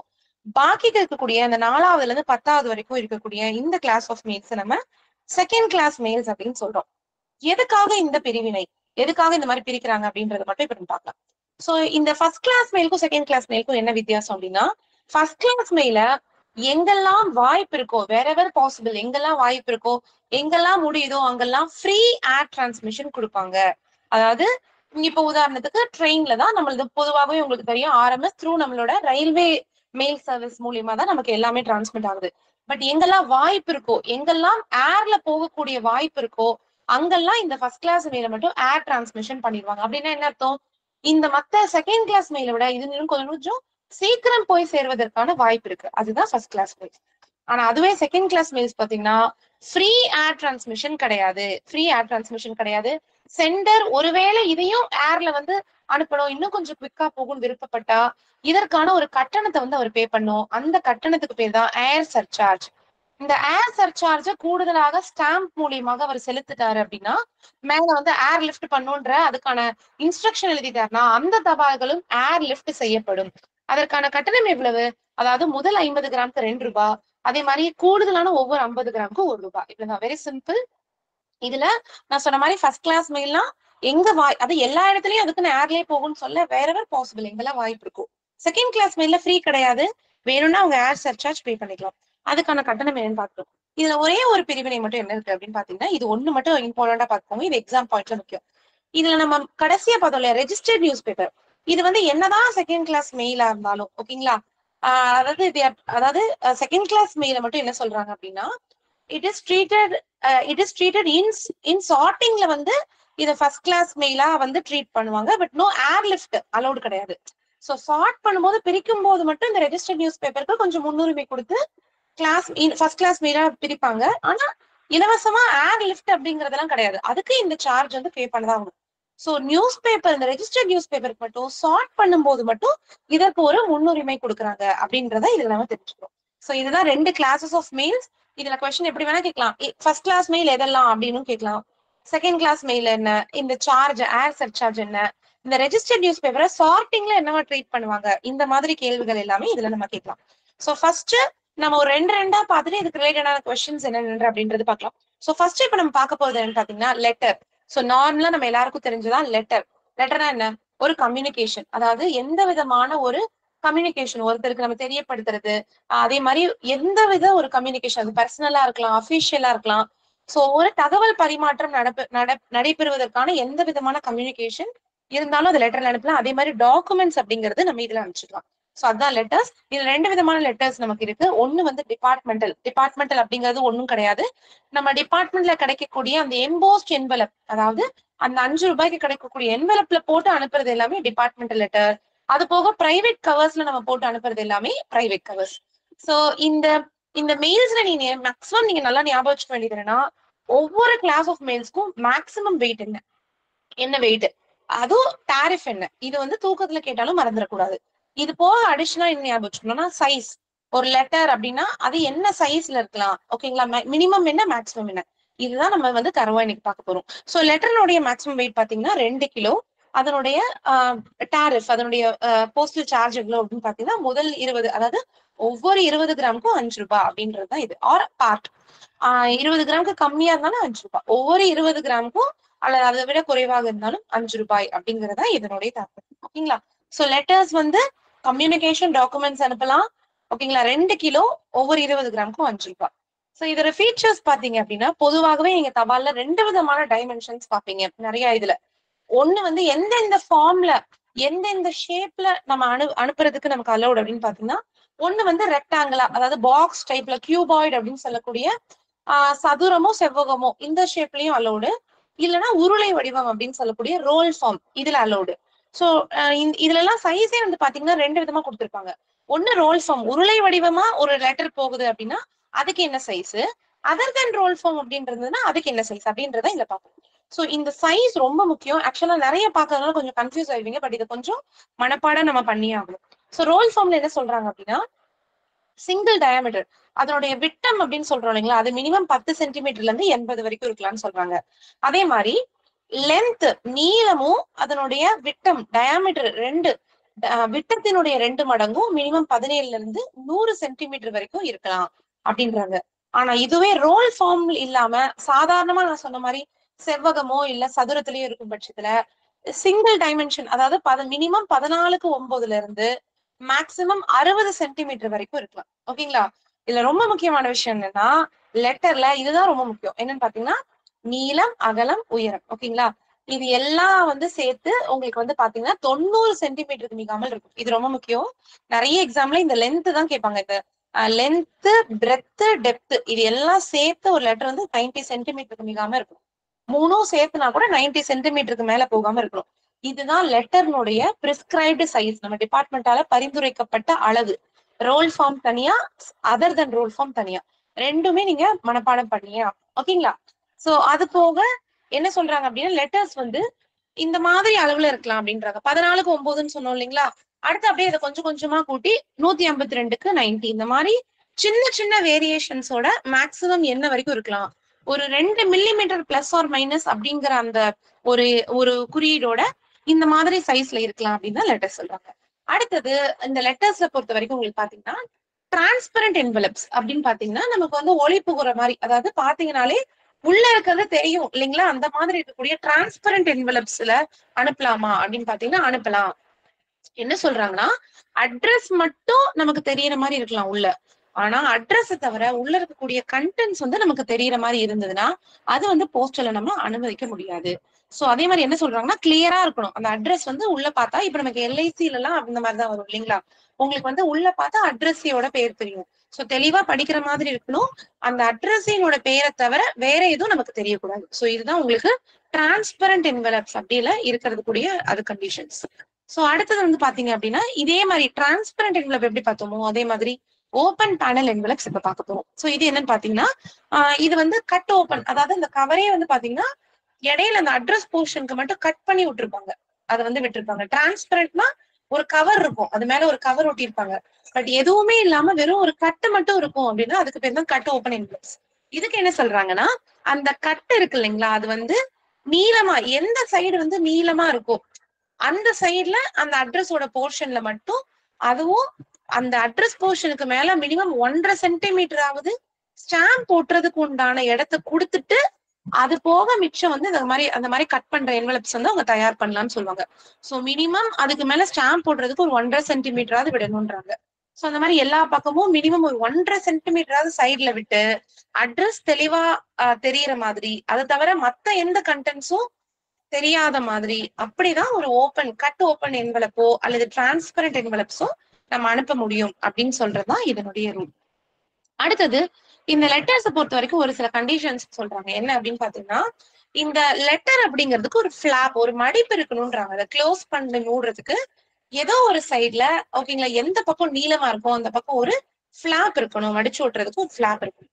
அதுக்கப்புறம் எல்லா பக்கமும் க்ளோஸ் பண்ணிருக்கணும், எல்லா பக்கமும் கம்ப்ளீட்டா க்ளோஸ் பண்ணிருக்கணும் ஒரு லெட்டர் இருந்ததுன்னா. அதே மாதிரி ஸ்டேப்லஸ் பயன்படுத்தக்கூடாது, ஒரு மெட்டல் கிளிப்ஸோ எந்த விதமான ஸ்டேப்லஸ் பயன்படுத்தக்கூடாது.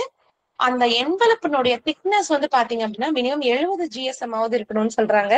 அண்ட் இந்த லெட்டர் அப்படிங்கிறது எப்படி இருக்கணும் அப்படின்னா ஒரு யூ ஷேப்ல மடிக்கிற அளவுக்கு பிளெக்சிபிளா இருக்கணும். ஓகேங்களா, எந்த விதமான இதுவும் இல்லாம உங்களுக்கு வந்து ஒரு யூ ஷேப்ல மடிக்கிற அளவுக்கு ஒரு பிளெக்சிபிளா இருக்கணும் அப்படின்றதுதான் இதனுடைய ஓகேங்களா, இதனுடைய இது வந்து இதுதான். ஓகே, இதான் ஒரு சில கண்டிஷன்ஸ் லெட்டர்ஸ் வந்து போஸ்ட் பண்றதுக்கு என்ன கண்டிஷன் அப்படின்றது இதுல பாத்துட்டோம். இப்போ ஒன்னே ஒண்ணுதான் பாத்திருக்கோம். லெட்டர்ல நீங்க மெயினா ஞாபகம் வச்சுக்கிட்டது 2 கிலோ 20 கிராமுக்கு 5 ரூபாய். ஓகேங்களா, அதுக்கப்புறம் இந்த சைஸ் தான் உங்களுக்கு ரோல் ஃபார்ம்ல பார்த்தோம் இல்லைங்களா. உங்களுக்கு வந்து மினிமம் மேக்ஸிமம் என்ன, டயாமீட்டர் என்ன, எல்லாம் சேர்த்து 90க்கு மேல இருக்கக்கூடாது, அது மட்டும் ஞாபகம் வச்சுக்கோங்க. அடுத்தது இப்ப பார்க்க போறது முக்கியமானது லெட்டர் கார்டு. லெட்டர் கார்டும் சொல்லலாம், இன்லேண்ட் லெட்டர் கார்டும் சொல்லலாம். இதுவும் பாத்தீங்கன்னா ஒரு அபிஷியல் அல்லது ஒரு பர்சனலான ஒரு கம்யூனிகேஷன் எதுக்காகவும் இதை பயன்படுத்தலாம். பேர்ல இருக்கு இன்லேண்ட் லெட்டர் கார்டு, அதனால இது இந்தியாக்குள்ள மட்டும்தான் பயன்படுத்த முடியும். ரொம்ப முக்கியம், ஒரு இன்லேண்ட் லெட்டர் கூட எந்த விதமான என்க்ளோஷர்ஸும் இருக்கக்கூடாது, எந்த வித இணைப்பும் உள்ள இருக்கக்கூடாது, எந்த விதமான இணைப்பும் உள்ள வச்சு இது பண்ணக்கூடாது அப்படின்றாங்க. எப்படி நம்ம லெட்டர்ல டிபார்ட்மெண்டல் பிரைவேட்னு பார்த்தோமோ அதே போல இன்லேண்ட் லெட்டர் கார்ட்லயும் நமக்கு பிரைவேட்டும் இருக்கு, டிபார்ட்மெண்டலும் இருக்கு. சோ இதனுடைய மேக்சிமம் வெயிட் ரொம்ப முக்கியம், நோட் பண்ணிக்கோங்க. 5 கிராம். இதனுடைய போஸ்டேஜ் வேல்யூ அப்படிங்கிறது 2 ரூபாய் 50 பைசா. ஓகேங்களா, இதான் இன்லேண்ட் லெட்டர் கார்டு. அடுத்தது நம்ம பாக்குறது வந்து பாத்தீங்கன்னா இதனுடைய சைஸ். இந்த சைஸ் கொஞ்சம் டிஃப்ரெண்டா இருக்கும். எப்படின்னு பாத்தீங்கன்னா இன்லேண்ட் கார்டு உங்களுக்கே தெரியும், 3 பக்கம் மடிச்சு நம்ம ஃபோல்டு பண்ணி வைக்கக்கூடிய ஒரு இது அன்ஃபோல்டடா இருக்கும்போது, மடிக்காம இருக்கும்போது என்ன டைமென்ஷன், மடிச்சிருக்கும் போது என்ன டைமென்ஷன், அந்த 3 ஃபிளாப் போட்டுவோம் இல்லைங்களா, அந்த ஃபிளாப் கூட என்ன டைமென்ஷன் அப்படிங்கிறது டிபார்ட்மெண்ட்ல இருந்து பிரிஸ்கிரைப் பண்ணிருக்காங்க. சோ மடிக்காம இருக்கும்போது என்ன சொல்றாங்க, மினிமம் 28.2 18.2, மேக்சிமம் 30 21, மடிச்சிருக்கும் போது 15 2 9 21க்கு 10. ஓகேங்களா, சோ இந்த மாதிரி இருக்கு. சோ இங்க பாருங்க 30 21 இருக்கு, இங்க 21 10 அப்படியே உங்களுக்கு வந்து கண்டினியூ ஆகுது. ஓகேங்களா, இந்த மாதிரி எப்படியோ ஒரு ஷார்ட் கட் பண்ணி இது எப்படியாவது ஞாபகம் வச்சுக்கோங்க. ஓகேவா, அதே மாதிரி பிளாப் கூட சொல்றாங்க. லெஃப்ட் ரைட் பிளாப் வந்து 1.5 சென்டிமீட்டருக்கு 10 இருக்கணும், டாப் சைடு மட்டும் 1.5க்கு 21. இதுதான் ஒரு ஐஎல்சியினுடைய பிரிஸ்கிரைப் சைஸ். இதையும் கண்டிப்பா நீங்க ஞாபகம் வச்சு படிச்சுக்கோங்க. ஓகேங்களா? ஃபோல்டட் என்ன, அன்ஃபோல்டட் என்ன, ஃபிளாப்ஸ் என்ன அப்படிங்கிறது மட்டும் பாத்துக்கலாம். நீங்க ஆப்ஷன்ல வந்தாலும் ஓரளவுக்கு உங்களால மேட்ச் பண்ணிக்க முடியும். ஃபோல்டடா இருக்கும்போது கொஞ்சம் நம்ம கம்மி சைஸ் இருக்கும் அப்படின்ற மாதிரி கொஞ்சம் லாஜிக்கலா பார்த்து கூட உங்களால கண்டுபிடிச்சுக்க முடியும். ஓகேங்களா? அடுத்தது இதுதான் வந்து உங்களுக்கு லெட்டர் கார்டோட இது. மெயினா 5 gram maximum weight, departmental private இருக்கு, என்க்ளோஷர்ஸ் இருக்கவே கூடாது, எதுவும் இணைப்பு இருக்கக்கூடாது. அண்ட் அதனுடைய வெயிட் ரேட் வந்து ₹2.50. அடுத்து இப்ப பார்க்க போறது பாத்தீங்கன்னா போஸ்ட் கார்டு. போஸ்ட் கார்டு வந்து என்ன சொல்றது அப்படின்னா, இதுவும் இந்தியாக்குள்ள மட்டும்தான் நம்மளால டிரான்ஸ்பர் பண்ண முடியும். அண்ட் ரொம்ப ஒரு சீப்பான, ரொம்ப எக்கனாமிக்கலான, இருக்கிறதுலே விலை கம்மியா இருக்கக்கூடிய ஒரு கம்யூனிகேஷன் மெத்தட் என்னன்னா அது போஸ்ட் கார்டு தான். இதுல வந்து எந்த விதமான, இது ஒரு ஓப்பன் கம்யூனிகேஷன் மெத்தட் அப்படின்னு சொல்லுவோம். எந்த வித ஒளிவு மறைவும் கிடையாது. லெட்டர்னா நம்ம கவர் க்ளோஸ் பண்ணிக்கலாம், ஐஎல்சினா நம்ம மடிச்சு ஃபிளாப் ஓட்டிடலாம். ஆனா போஸ்ட் கார்டுல நமக்கு எந்த வித கண்டென்ட் சீக்ரசி மெயின்டைன் பண்ண முடியாது. இது ஓப்பனா தான் இருக்கும். இதுலயும் டிபார்ட்மெண்டலும் இருக்கு, பிரைவேட்டும் இருக்குன்னு சொல்றாங்க. அதே மாதிரி இதுல ரிப்ளை போஸ்ட் கார்டுன்னு ஒரு வசதியும் இருக்கு. என்ன அப்படின்னா, ஒரு போஸ்ட் கார்டு வச்சு எழுதி அனுப்பி அதற்குண்டான பதிலையும் அந்த ரிப்ளை போஸ்ட் கார்டுல நம்ம எழுதி நம்மளால வாங்க முடியும். சோ இது வந்து எந்த விதமான ரிப்ளை போஸ்ட் கார்டுக்கான வசதி. அதே மாதிரி காம்படிஷன் போஸ்ட் கார்டு இப்போ நமக்கு அது ஃப்ளோல கிடையாது. அப்படின்னும் இந்த காம்படிஷன்லாம் எழுதி போடுற மாதிரி காம்படிஷன் போஸ்ட் கார்டு இருக்கு. அண்ட் இதுல ரொம்ப முக்கியமா என்னன்னு பாத்தீங்கன்னா, போஸ்ட் கார்டுல ரிட்டர்ன் கம்யூனிகேஷன் மட்டும்தான் அலௌடு. ஓகேங்களா? இப்ப இதுக்கு முன்னாடி நம்ம இந்த ரெஸ்ட்ரிக்ஷன் சொல்லவே இல்லை. லெட்டர்ல கையிலயும் எழுதலாம், பிரிண்டும் பண்ணலாம். இன்லேண்ட் லெட்டர் கார்டுல கையிலயும் எழுதலாம், பிரிண்டும் பண்ணலாம். ஆனா போஸ்ட் கார்டுல ரிட்டர்ன் கைப்படதான் எழுதணும். என்ன சொல்றாங்கன்னா, இப்ப ஒரு போஸ்ட் கார்டுல ஏதோ ஒரு விஷயம் பிரிண்ட் பண்ணப்பட்டிருந்தாலோ அல்லது சைக்ளோஸ்டைலிங் அப்படிங்கிறது ஒண்ணு கிடையாது. ஸ்டென்சில் வச்சு எழுதுவோம் இல்லைங்களா? அதாவது எந்தவித செயற்கை முறையை பயன்படுத்தி மல்டிபிள் காப்பீஸ் எடுப்பாங்க இல்லையா, ஜெராக்ஸ் போடுறதோ லைக் இந்த மாதிரி இது பண்றது, வேற என்ன சொல்றது, அந்த மாதிரி செயற்கை முறையா ஸ்டென்சில் வச்சு எழுதுறது மாதிரியான செயற்கை முறையில பயன்படுத்தினாலே அதை வந்து பிரிண்டட் போஸ்ட் கார்டாக தான் கருதப்படும். நார்மல் போஸ்ட் கார்டு அப்படிங்கிற அந்த இதுக்கு கீழே இதை கொண்டு வர மாட்டாங்க. சோ இது ஒரு முக்கியமான விஷயம், போஸ்ட் கார்டு வந்து ஞாபகம் வச்சுக்கோங்க. ஓகேங்களா? சோ இதனுடைய டாரிஃப் இப்ப நம்ம பார்க்க போறோம். இதுல வந்து ஒரு 5 வகையான போஸ்ட் கார்டு வந்து உங்களுக்கு இருக்கும். So single post card, normal post card 50 paisa, reply post card 2 post கார்டா போகும், அதனால ஆப்வியஸா ₹1. Printed post card ₹6. Meghdoot post card அப்படின்னு சொல்லக்கூடிய விளம்பரம், அட்வர்டைஸ்மெண்ட் இருக்கக்கூடியது உங்களுக்கு 25 paisa. Competition post card ₹10. And post கார்டோட சைஸ் என்னன்னு பாத்தீங்கன்னா ரொம்ப சிம்பிள், ஞாபகம் வச்சுக்கிறது, 14:9 இதுதான் சைஸ் இருக்கணும். சோ பிரைவேட்டா மேனுஃபேக்சர் பண்ற போஸ்ட் கார்டு பண்றவங்க 50 பைசா ஸ்டாம்ப் போட்டிட்டு இந்த 14:9ன்ற இந்த சைஸையும் நம்ம போஸ்ட் கார்டோடைய திக்னஸையும் அவங்க மெயின்டைன் பண்ணிட்டாலே போதுமானது. ஓகேங்களா? சோ பிரைவேட்டா பண்றவங்க இந்த சைஸையும் அந்த திக்னஸையும் அவங்க மெயின்டைன் பண்ணிக்கணும். அடுத்து இந்த போஸ்ட் கார்டுக்குன்னு ஒரு சில ஸ்பெஷல் ரூல் சொல்றாங்க. இது மட்டும் கொஞ்சம் பாத்துக்கோங்க, ஏன்னா இது கொஞ்சம் முக்கியம். சோ இந்த போஸ்ட் கார்டு என்ன சொல்றாங்கன்னா, இது வந்து மடிக்க கூடாதுன்னு சொல்றாங்க. மடிக்க கூடாது, கட் பண்ணக்கூடாது, வேற எந்த விதமான ஆல்ட்ரேஷன் இதுல பண்ணக்கூடாது. அண்ட் நமக்கு வலது பக்கத்துல அட்ரஸ் போர்ஷனுக்காக இருக்குது இல்லைங்களா, அதுக்கு மேல தேவைப்பட்டா இப்ப பிரிண்டட் போஸ்ட் கார்டே இருக்கு அப்படின்னா அதுக்கு வேணுங்கிற ஸ்டாம்ப் அப்படிங்கறத நம்ம ஒட்டிக்கலாம் அப்படின்னு சொல்றாங்க. ரொம்ப முக்கியம் இதுல என்னன்னா, போஸ்ட் கார்டுல எந்த விதமான அட்டாச்மெண்ட்ஸ் இருக்கக்கூடாதுன்னு சொல்றாங்க. எந்த வித அட்டாச்மெண்ட்ஸ் இருக்கவே கூடாது.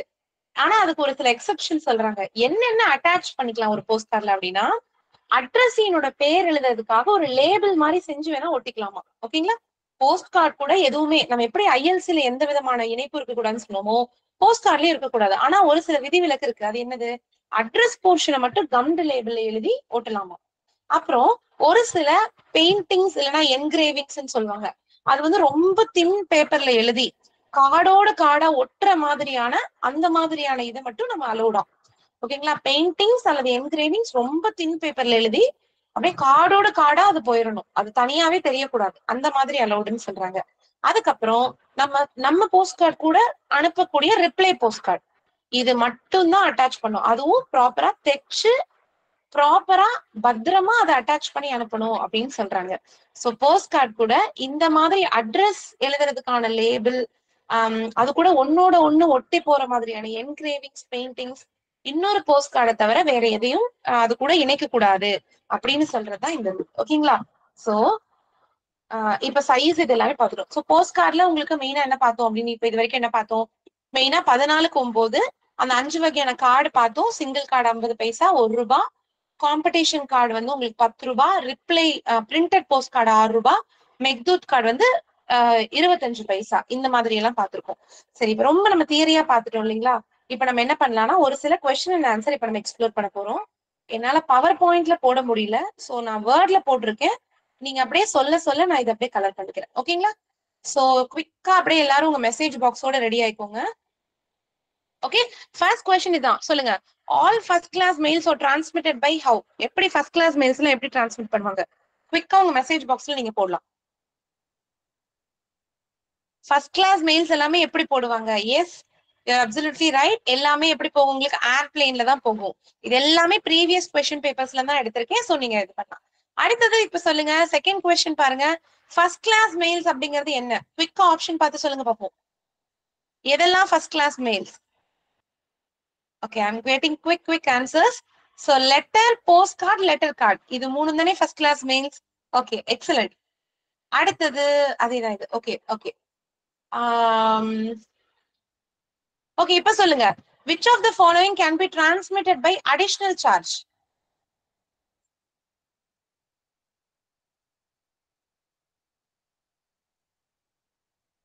ஓகே, கொஸ்டின் இப்படி மாத்திக்கோங்க. இந்த 4 ஆப்ஷன்ல எதுக்கு வந்து அடிஷனல் சார்ஜ் பே பண்ண வேண்டாம் அப்படி சொல்லுங்க. இந்த 4 ஓகேங்க. which of the following articles cannot additional charge எதுக்கு நம்ம பே பண்ண வேண்டாம்? Okay, fine fine fine. Okay, first class மெயில்ஸுக்கு எந்த விதமான இதுவும் பே பண்ண வேண்டாம். ஓகே, அடுத்த கொஸ்டின் குவிக்கா சொல்லுங்க. லெட்டர் வந்து should not weigh more than, ஒரு லெட்டர் மேக்ஸிமம் எவ்வளவுக்கு மேல இருக்க கூடாது? ஓகே, நெக்ஸ்ட் கொஸ்டின்கான answer yes yes 2 kgs is the right answer. 2 கிலோக்கு மேல ஒரு லெட்டர் இருக்க கூடாது. இப்ப சொல்லுங்க பாப்போம். இப்ப இந்த கொஸ்டின் உங்களுக்கு டைமென்ஷன் ஞாபகம் வச்சிருந்தீங்கன்னா சொல்லலாம். Maximum dimension of inland letter card manufacture in unfolded condition. Minimum கிடையாது, maximum. Inland letter first row அன்ஃபோல்டடா இருக்கும் பொழுது அதனுடைய மேக்ஸிமம், ரேகா மேடம் மேக்ஸிமம் கேக்குறேன், கொஞ்சம் கொஸ்டின் பார்த்து சொல்லுங்க. எஸ், 30க்கு 21. அதுவே ஃபோல்டடா இருக்கும்போது நம்ம என்ன பார்த்தோம்? அப்படியே 21க்கு 10 வரும், பார்த்தோமா? எஸ், ஆப்ஷன் சிங்கிறது கரெக்ட் ஆன்சர். சோ பாத்துக்கோங்க, இது எல்லாமே ப்ரீவியஸ் கொஸ்டின் பேப்பர்ல இப்படியும் கேட்டிருக்காங்க. சோ சைஸ் வந்து முக்கியம் இல்ல அப்படின்னு நீங்க ஒமிட் பண்ணிடாதீங்க. நம்ம படிக்கிறது இப்ப எல்லாமே எப்படி கேட்டாலும் ஆன்சர் பண்ற மாதிரி மட்டும்தான் படிக்கணும். அடுத்தது, ஒரு இன்லேண்ட் லெட்டர் கார்டோட மேக்ஸிமம் வெயிட் என்ன? குவிக்கா சொல்லுங்க பாப்போம். இன்லேண்ட் லெட்டர் கார்டோட maximum weight. Yes yes yes 5 grams is right answer. 5 gram தான் ஒரு இன்லேண்ட் லெட்டர் கார்டோட மேக்ஸிமம் வெயிட். இப்ப சொல்லுங்க, நம்ம கடைசியா பார்த்தது nothing can be attach to a post card. ஓகேங்களா? ஒரு போஸ்ட் கார்டோட எதுவுமே அட்டாச் பண்ணக்கூடாது. இதுக்கு எதெல்லாம் எக்ஸெப்ஷன் கேக்குறாங்க? இத பார்த்து பொறுமையா சொல்லுங்க பாப்போம். Nothing can be attach to a post card. What is not an exception to this statement? எதெல்லாம் இது விதிவிலக்கு இல்ல?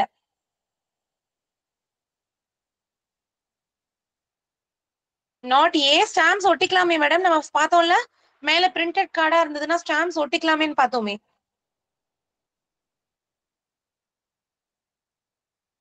எஸ், நிறைய பேர் இப்பதான் போடுறீங்க. சி தான் கரெக்ட் ஆன்சர். நிறைய பேர் இதுல கொஞ்சம் கன்ஃபியூஸ் ஆயிட்டீங்கன்னு நினைக்கிறேன். ஓகேவா? அதாவது ஸ்டாம்ப்ஸ் ஒட்டிக்கலாம், நல்லா தெளிவா புரிஞ்சுக்கோங்க. ஸ்டாம்ப்ஸ் ஒட்டிக்கலாம். லேபிள் நான் சொன்னேன், அட்ரஸ், சென்டரோட அட்ரஸ் எழுதுறதுக்காக கம்டு லேபிள் எல்லாம் ஒட்டிக்கலாம். அதுக்கப்புறம் நான் சொல்ல போட்டோகிராஃப் ரொம்ப தின்னா கார்டோட கார்டை ஒட்டிக்கிற மாதிரி பண்ணலாம்.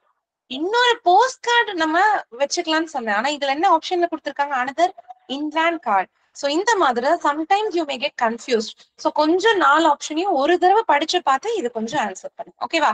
அடுத்து சொல்லுங்க குயிக்கா, டைமென்ஷன் ஆஃப் போஸ்ட் கார்டு என்னது? போஸ்ட் கார்டுடைய டைமென்ஷன் ரொம்ப ஈஸியான கொஸ்டின் தான். எஸ், 14 into 9 சென்டிமீட்டர் அப்படிங்கறதா சரியான பதில். Okay okay. சோ இப்போ நம்ம இந்த 3 கிளாஸ் பார்த்துட்டோமா? இதுக்கான கொஸ்டின்ஸ் நம்ம ரிலேட்டடா பார்த்துட்டோமா? இப்ப அடுத்து நம்ம பார்க்கலாம். ஓகேவா? இதே மாதிரி நம்ம போனோம் அப்படின்னா நமக்கு இன்னும் கொஞ்சம் நல்லாவே இருக்கும். அடுத்தது இப்ப நம்ம பார்க்க போகுது என்னன்னு பாத்தீங்கன்னா குவிக் மெயில் சர்வீஸ். இது என்ன அப்படின்னு பாத்தீங்கன்னா பேர்ல இருக்கு, குவிக் மெயில். ஒரு மெயிலை இன்னும் சீக்கிரமா கொண்டு வந்து நம்ம கிட்ட சேர்க்கறதுக்கான ஒரு சர்வீஸ் தான் இது. இது எங்கெல்லாம் இருக்கு? இது எதுக்கு, எந்த கிளாஸ் ஆஃப் ஆர்டிகல் அப்படின்னு பாத்தீங்கன்னா ஆர்டினரி மெயில்ஸ்க்கு தான். இது வந்து ரெஜிஸ்டருக்கு எல்லாம் கிடையாது.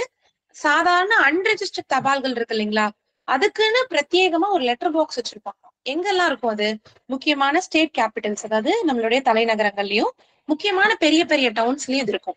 சோ இதுல போடக்கூடிய தபால்களை வந்து ஏர் லிஃப்ட் பண்ணி இன்னும் கொஞ்சம் சீக்கிரமா இதை கொண்டு வந்து சேர்க்கறதுக்கான முறைக்கு பேர் தான் இதுக்கு பேர் தான் குவிக் மெயில் சர்வீஸ் அப்படின்னு சொல்றாங்க.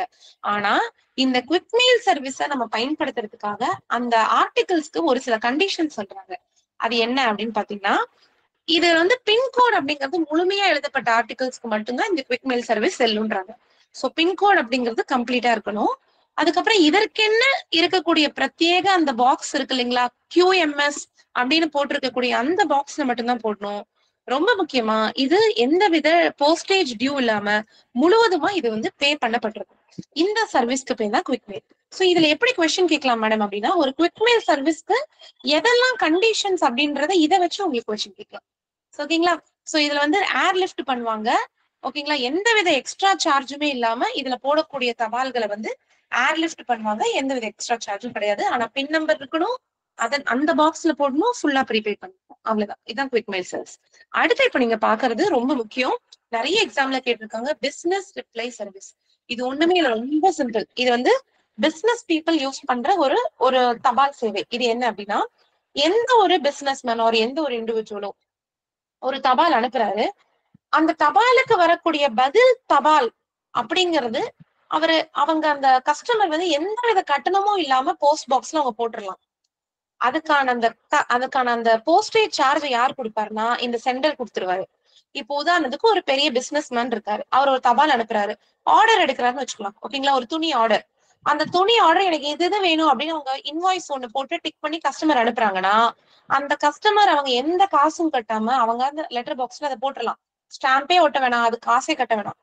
ஆனா அதுக்கு பதிலா இந்த கம்பெனி என்ன பண்ணும்னா, டெலிவரி வாங்க வரும் பொழுது அதற்கு உண்டான போஸ்டேஜ் கட்டணத்தை செலுத்தும். சோ ரிப்ளை வேணும், ஆனா அதுக்கு அவங்க எந்த போஸ்டேஜும் பே பண்ண வேண்டாம்னு நினைக்கிறவங்க பயன்படுத்தக்கூடிய ஒரு சேவை தான் இந்த பிசினஸ் ரிப்ளை சர்வீஸ் அப்படிங்கிறது.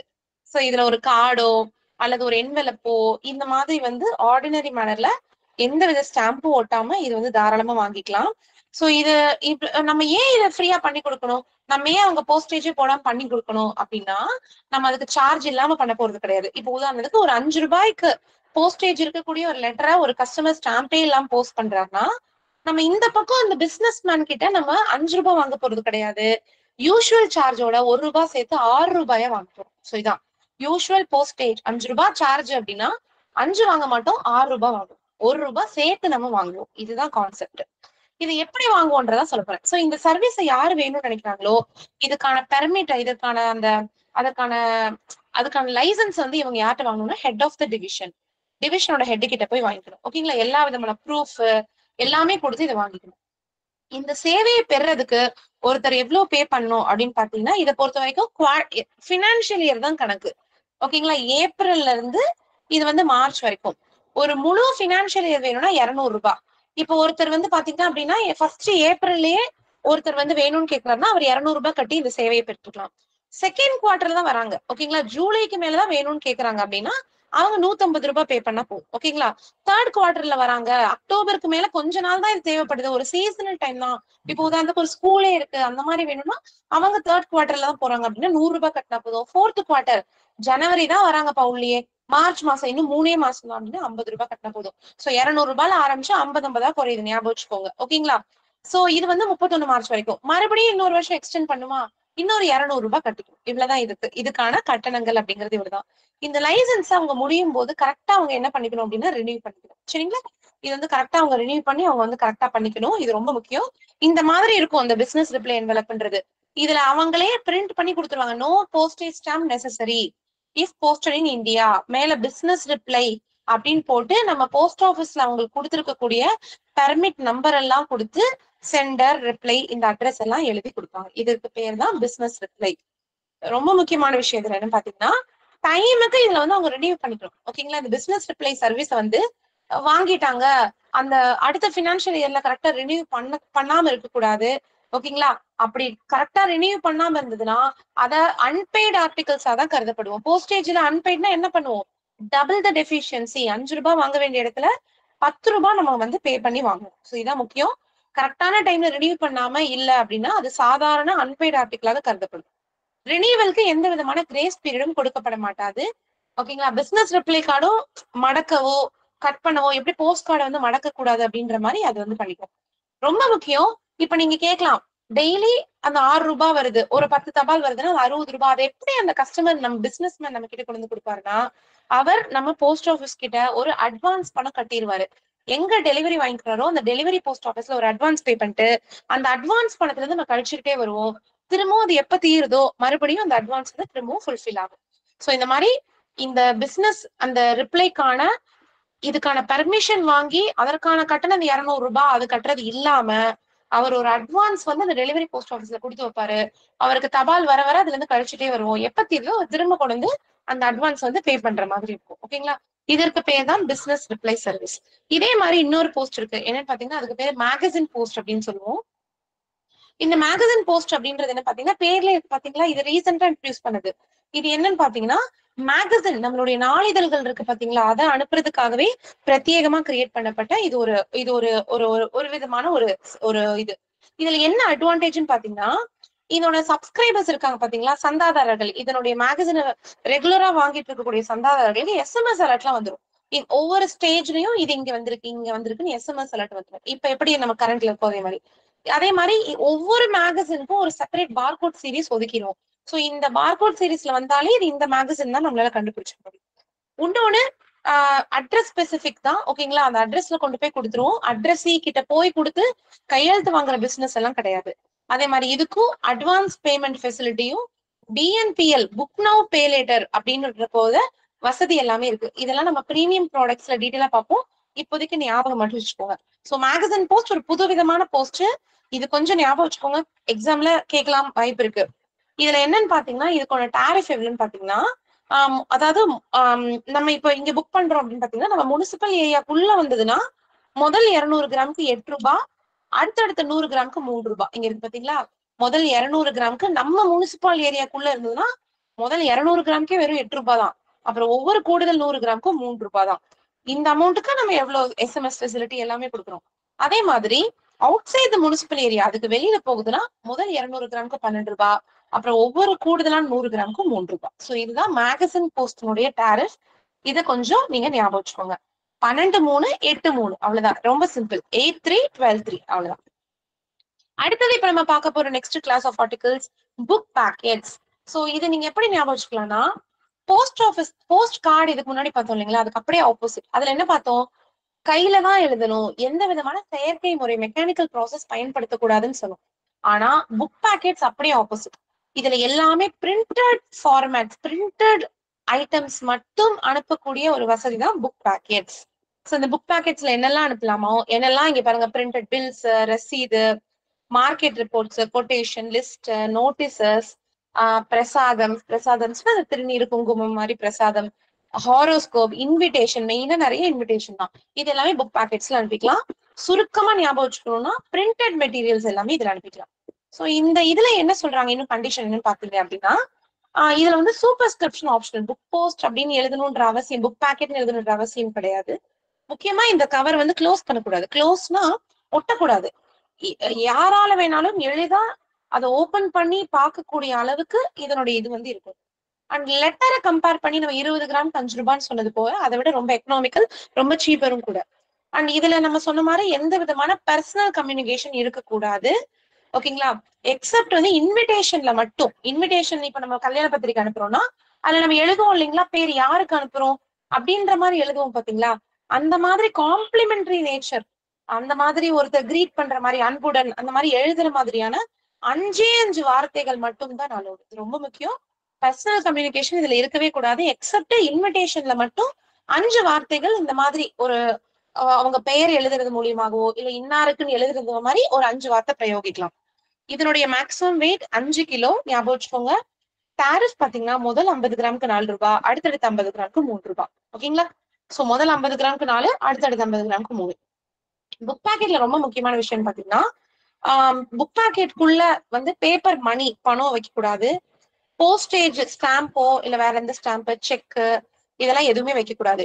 ஆனா இதுக்கு என்ன ஒரே ஒரு எக்ஸெப்ஷன் என்ன சொல்றாங்கன்னா செல்ஃப் அட்ரஸ்ட் போஸ்ட் கார்டோ லெட்டரோ வைக்கலாம். இதுக்குள்ள என்ன பண்ணலாம்னா இவங்களுக்கு திரும்ப அவங்க பதில் எழுதுறதுக்கான ஒரு போஸ்ட் கார்டோ அல்லது ஒரு லெட்டரோட கவரையோ ஒரு ரேப்பரையோ மட்டும் வச்சு அனுப்பலான்றாங்க. ஓகேவா? சோ எந்த விதமான மணி இதெல்லாம் வைக்க கூடாது. ஒரு செல்ஃப் அட்ரஸ் பண்ண பதில் அவங்க அனுப்பக்கூடியவ மாதிரி ஒரு கவரோ போஸ்ட் கார்டோ அதை மட்டும் வச்சு அனுப்பலாம்னு சொல்றாங்க. இதுதான் புக் பேக்கெட்ஸ். சோ இது முக்கியம் ஞாபகம் வச்சுக்கோங்க. ஓகேவா? சோ இதுக்கும் சைஸ் இருக்கு. ஓகேவா? ரோல் ஃபார்ம்னா மினிமம் 10 to 80. அதே மாதிரி முன்னாடி பார்த்த மாதிரி தான் length plus twice the diameter. நீளமும் விட்டத்தினுடைய 2 மடங்கும் 17ல இருந்து 100 வரைக்கும் இருக்கணும். ரோல் ஃபார்ம் இல்லாதது 14க்கு 9ல இருந்து ஆரம்பிச்சு 60க்கு 30க்கு 30. சோ இது வரைக்கும் உங்களுக்கு புக் பாக்கெட்னுடைய அளவீடுகள் இருக்கலாம். இது எல்லாமே பொறுமையா நீங்க ஞாபகம் வச்சுக்கோங்க. ஓகேவா? அடுத்து இப்ப நம்ம பார்க்க போற கிளாஸ் என்னன்னு பாத்தீங்கன்னா sample and pattern packet. So இது வந்து என்னன்னு பாத்தீங்கன்னா பேர்லயே உங்களுக்கு இதெல்லாம் தெரிஞ்சிடும். சாம்பிள்ஸ் எந்த மாதிரியான சாம்பிள்ஸ் இருக்கலாம் அப்படின்னு பாத்தீங்கன்னா பொனஃபைட் ட்ரேட் பேட்டர்ன்ஸ் சொல்லுவாங்க. ஒரு அங்கீகரிக்கப்பட்ட ஒரு சில பொருள்களுடைய அதனுடைய சாம்பிள். முக்கியமா என்னன்னு பாத்தீங்கன்னா இந்த சாம்பிள் பேக்கெட்ஸ் அனுப்புறதுல எதுக்குமே எம்ஆர்பி விலைன்னு ஒண்ணு இருக்கவே கூடாது. அதுக்கு ஒரு சேலபிள் வேல்யூ, அதற்கென்று நிர்ணயிக்கப்பட்ட ஒரு விலை இருக்கக்கூடாது. அதை கமர்ஷியலா அனுப்பக்கூடாது. பியூர்லி சாம்பிள் ஒருத்தருக்கு அனுப்பி பாக்குறதுக்கான பர்பஸ்க்கு மட்டும்தான் அனுப்பணும். அதுக்கு பேர் தான் சாம்பிள் பேக்கெட்ஸ். என்னென்ன மாதிரியான இதை அனுப்பலாம் அப்படின்னு பாத்தீங்கன்னா உணவு தானியங்கள், ஃபுட் கிரெயின்ஸ் அனுப்பலாம், கிளாத் அனுப்பலாம், காட்டன் கிளாத், இந்த மாதிரி துணி வகைகள், மெடிசின் மருந்துகள், சீட்ஸ் விதைகள், இதெல்லாம் அனுப்பலாம். ஆனா முக்கியமா சொன்ன மாதிரி இதுக்கு விலைன்னு ஒண்ணு கட்டாயமா இருக்கவே கூடாது. சோ இதையும் என்ன சொல்றாங்கன்னா க்ளோஸ் பண்ணக்கூடாதுதான். புக் பேக்கெட் மாதிரி எப்ப எடுத்து பார்த்தாலும் இதை ஓபன் பண்ணி நம்ம பாக்குற அளவுக்கு இருக்கணும். ஆனா ஒருவேளை கவர் க்ளோஸ் பண்ணிட்டாங்கன்னா இதுக்குள்ள என்ன கண்டென்ட் இருக்கு அப்படின்றத அந்த கவர் மேல விவரமா அதை டிஸ்கிரைப் பண்ணிடணும், எழுதணும் அப்படின்னு சொல்றாங்க. இந்த சாம்பிள் பாக்கெட்லயும் எந்த விதமான பர்சனல் கம்யூனிகேஷன் எதுவுமே இருக்கக்கூடாது அப்படின்னு சொல்றாங்க. ஓகேவா? இது வந்து புக் போஸ்ட் எவ்வளவு பார்த்தோம்? 5 கிலோ பார்த்தோமா? இதனுடைய மேக்ஸிமம் வெயிட் வெறும் 2 கிலோ தான். ஏன்னா சாம்பிள்னா அதிகமா எல்லாம் அனுப்ப மாட்டாங்கல்ல, குறைந்த அளவுல தான் அனுப்புவோம். அதனால அப்படி ஞாபகம் வச்சுக்கோங்க. 2 கிலோ லெட்டருக்கும் 2 கிலோ, சாம்பிள் பாக்கெட்டுக்கும் 2 கிலோ. இதனுடைய டாரிஃப் அப்படியே இப்ப புக் பாக்கெட்டுக்கு பார்த்து அதே டாரிஃப் தான். முதல் 50 கிராமுக்கு 4 ரூபாய், அடுத்தடுத்து வரக்கூடிய 50 கிராமுக்கு 3 ரூபாய். Very simple. இதுக்கு பேரு தான் சாம்பிள் பாக்கெட். பேரை வச்சு நீங்க வந்து கண்டுபிடிச்சிடலாம். அடுத்தது இப்ப பார்க்க போறது பிரிண்டட் புக்ஸ் பாத்திரலாம். பிரிண்டட் புக்ஸ் பேர்ல இருக்கு, என்ன இருக்கு இதுல? புக்ஸ் அனுப்பிச்சுக்கலாம். புக்ஸ்னா என்னது அப்படின்னு பாத்தீங்கன்னா இந்த புக்ல வந்து எந்த விதமான அட்வர்டைஸ்மெண்ட், இதுல என்ன கண்டிஷன்னா நம்ம அனுப்பக்கூடிய புக்ல விளம்பரம் இருக்கக்கூடாது, அட்வர்டைஸ்மெண்ட் இருக்கக்கூடாது. அதே மாதிரி பீரியாடிக்கல்ஸ் அடிக்கடி வெளியிடக்கூடிய மாத இதழோ வார இதழ் அது மாதிரியான இது அனுப்பக்கூடாது. அதாவது அடிக்கடி எடிஷன் போட்டுட்டே அந்த மாதிரி அனுப்பக்கூடாது. ஸ்டாண்டர்டான புக்ஸ் இருக்கு இல்லைங்களா, ஒருத்தருடைய கல்வி, நம்ம டெக்ஸ்ட் புக்ஸ் ஆகட்டும், காலேஜ் புக்ஸ், ஸ்டோரி புக்ஸ், இந்த மாதிரியான பிரிண்டட் புக்ஸ் வந்து நிலையான அடிக்கடி வெளியிடாத ஒரு நிலையான புக்ஸ் வந்து அனுப்பணும். ஓகே, ரொம்ப முக்கியம். இதுல அட்வர்டைஸ்மெண்ட் நமக்கு வந்து விளம்பரம் இருக்கக்கூடாது. இது வந்து மாத இதழாகவோ வார இதழாகவோ பீரியாடிக்கலா இருக்கக்கூடாது. இது ரொம்ப முக்கியம். அதே மாதிரி இதுவும் க்ளோஸ் பண்ணக்கூடாது. ஓப்பன் கண்டிஷன்ல தான் அனுப்பணும். பார்த்தாலே என்ன புக்குன்னு தெரியற மாதிரி தான் இருக்கணும். இதனுடைய மேக்ஸிமம் வெயிட்டும் 5 கிலோ. அண்ட் உங்களுக்கு டாரிஃப் ரொம்ப ரொம்ப கம்மி. ஒரு 100 கிராமுக்கும் வெறும் ஒரே ₹1 தான். ஓகேங்களா? இது மட்டும் பாருங்க 100 கிராமா வருது. இவ்வளவு நேரம் பார்த்தது எல்லாமே 50 அப்படி பார்த்தோமா? இதுல பாருங்க ஒவ்வொரு 100 கிராமுக்கும் வெறும் ஒரே ₹1 மட்டும் தான். ஓகேங்களா? சோ இது வந்து பிரிண்டட் புக்ஸ். பிரிண்டட் புக்ஸ் என்ன சொன்னோம்? மாத இதழோ வார இதழோ அனுப்பவே கூடாதுன்னு சொன்னோம். அப்ப அந்த மாத இதழ் வார இதழ் அனுப்புறதுக்காகவே இருக்கக்கூடிய ஒரு இது என்னன்னு பாத்தீங்கன்னா அதுக்கு பேர் தான் பீரியாடிக்கல்ஸ். பீரியாடிக்கல்ஸ் நம்ம வந்து இந்த மாதிரி நாளிதழ்கள் இதையெல்லாம் நாளிதழ் கிடையாது, இந்த மாதிரி பீரியாடிக்கல்ஸ் லைக் வாரம் ஒரு முறை இந்த மாதிரி வருது, இதையெல்லாம் அனுப்புறதுக்காக. சோ இதுக்கு என்ன கண்டிஷன் சொல்றாங்க அப்படின்னா எந்த மேகசின்ல இவங்க அனுப்பணும்னு நினைக்கிறாங்களோ அவங்க தன்னுடைய அந்த இதழை register of newspaper for India அப்படின்னு சொல்லக்கூடிய RNI நியூ டெல்லி கிட்ட பதிவு செஞ்சு அதற்கான வாங்கக்கூடிய அந்த நம்பரை வந்து கட்டாயமா அந்த புக்கு மேல பிரிண்ட் பண்ணப்பட்டிருக்கணும். ரொம்ப முக்கியம். பீரியாடிக்கல் கண்டிஷன் என்னன்னா முதல்ல அவங்க RNI கிட்ட அவங்க ரெஜிஸ்டர் பண்ணிருக்கணும், அதுக்கான நம்பரை கண்டிப்பா பிரிண்ட் பண்ணும். ரொம்ப முக்கியமா இதுக்கு பிரைஸ் விலைன்னு ஒண்ணு இருந்தே ஆகணும். ஃப்ரீயா நம்ம ஒரு புக் இருக்கு அதுக்கு இந்த கன்செஷன் ரேட்டை அவங்க அப்ளை பண்ணிக்கலாமா அப்படின்னா முடியாது. விலை இருக்கக்கூடிய ஒரு புக்கா இருக்கணும். சோ இந்த புக்ல பிரைஸும் பிரிண்ட் ஆயிருக்கணும், இவங்க RNI நியூ டெல்லி கிட்ட ரெஜிஸ்டர் பண்ண அந்த நம்பரும் உங்களுக்கு வந்து புக் ஆயிருக்கும். ரொம்ப முக்கியம். ஃப்ரீ அப்படி விலையே இல்லாத புக்குக்கு இந்த ரேட் நம்ம கொடுக்க மாட்டோம்னா அப்ப அந்த மாதிரி இருக்கிற புக் என்ன பண்ணலாம்னா அதையெல்லாம் உங்க புக் பேக்கெட் ரேட்டுக்கு தான் அவங்க அனுப்பணும். புக் பேக்கெட்னு முதல்ல பார்த்தோம் இல்லைங்களா, 50 கிராம், முதல் 50 கிராமுக்கு 4, அப்புறம் 50 கிராமுக்கு 3, அதுலதான் அவங்க அனுப்ப முடியும். சோ இத இன்னொரு முக்கியமான விஷயம், இவ்வளவு நேரமும் நம்ம லெட்டர் ஆகட்டும், லெட்டர் கார்டு எல்லாமே வந்து பாத்தீங்க அப்படின்னு பாத்தீங்கன்னா உங்களுக்கு வந்து வெயிட்டை வச்சுதான் இருந்தது. ஆனா இந்த பீரியாடிக்கல்ல மட்டும்தான் இதனுடைய டாரிஃப் அப்படிங்கிறது, இதனுடைய விலை அப்படிங்கிறது வெயிட்டையும் வேல்யூவையும் பொறுத்து. அந்த புக்கினுடைய விலை மற்றும் எடை ரெண்டுத்தையும் சேர்த்த டாரிஃப் தான் இந்த பீரியாடிக்கலோட டாரிஃப். இது ஞாபகம் வச்சுக்கோங்க. இதனுடைய மேக்ஸிமம் வெயிட்டும் 5 கிலோ தான். சோ இந்த டாரிஃப் வந்து பாத்தீங்க அப்படின்னா இந்த டேபிள் பாருங்க ரொம்ப சிம்பிளா தான் இருக்கும். இது வந்து பாத்தீங்கன்னா முதல்ல 20 ரூபாய் வரைக்கும் புக்கோட வேல்யூ இருந்தா என்ன, அப்புறம் 20 to 50, அதுக்கப்புறம் 50 ரூபாய்க்கு மேல இருந்தா என்ன. ஓகேங்களா. இந்த பக்கம் பாருங்க முதல் 100 கிராம், அப்புறம் அடிஷனல் ஒரு 100 கிராம், இவ்வளவுதான். சோ அப்படியே வரிசையா இருக்கும் பாருங்க. 2 3 4 5 8 9. சோ ஒரு வெரி சிம்பிள். ஓகேங்களா.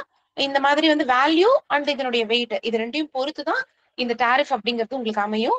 சோ நான் இதுல குறிப்பிட்ட மாதிரி வேல்யூ இந்த பக்கம் இது ஞாபகம் வச்சுட்டு நம்பர்ஸ் ஞாபகம் வச்சுக்கோ ரொம்ப ஈஸி. 2 3 4 5 8 9 இந்த மாதிரி ஞாபகம் வச்சுக்கோங்க. ஓகேவா. சோ இது வந்து உங்களுக்கு புக் பேக்கெட் கண்டெய்னிங் பீரியாடிகல்ஸ். இன்னும் ஒரு 4 ஐட்டம் தான். ஓகேங்களா. இதை கம்ப்ளீட் பண்ணிட்டு நம்ம வைண்ட் அப் பண்ணிக்கலாம். ஓகே. சோ பீரியாடிகல்ஸ் பாத்துறோம், இதோட டாரிஃபும் பாத்துறோம். ஓகே. ரெஜிஸ்டர் நியூஸ் பேப்பர் பாக்குறதுக்கு முன்னாடி இது ரிலேட்டடா ஒரு சில क्वेश्चंस மட்டும் பார்க்கலாமா? Are you ready? ரொம்ப டயர்ட் ஆயிட்டீங்களா? இன்னைக்கு நிறைய இருந்ததா?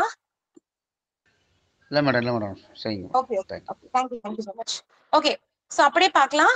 ஓகே. இப்போ நம்ம புக் பேக்கெட், ஆனா இது எல்லாமே ப்ரீவியஸ் இயர் क्वेश्चन பேப்பர்ஸ் தான். உங்களுக்கு ஒரு தடவை நீங்களே உங்களை பாத்துக்கலாம். ஓகே. இப்போ சொல்லுங்க, ஒரு book packets may not contain அப்படின்னு ஒரு क्वेश्चन இருக்கு. ஒரு புக் பேக்கெட்ஸ்ல என்ன இருக்க கூடாது? உங்களோட ஆப்ஷன் பார்த்து உங்களோட மெசேஜ்ல போடலாம். Yes of course. ஒரு புக் பேக்கெட்ல என்ன இருக்க கூடாது? எந்த விதமான ரிட்டன் கம்யூனிகேஷன்ஸ் இருக்க கூடாது. சோ இதெல்லாம் உங்களுக்கு ஒரு ஐடியா இந்த மாதிரிலாம் क्वेश्चन வருமா? எஸ்.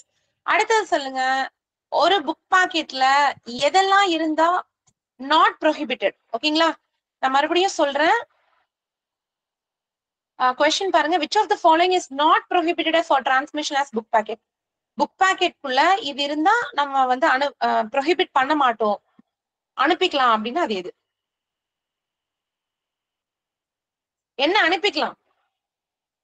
ஒரு புக் பேக்கெட்ல இந்த 4 ஆப்ஷன்ல எதெல்லாம் அனுப்பிக்கலாம்?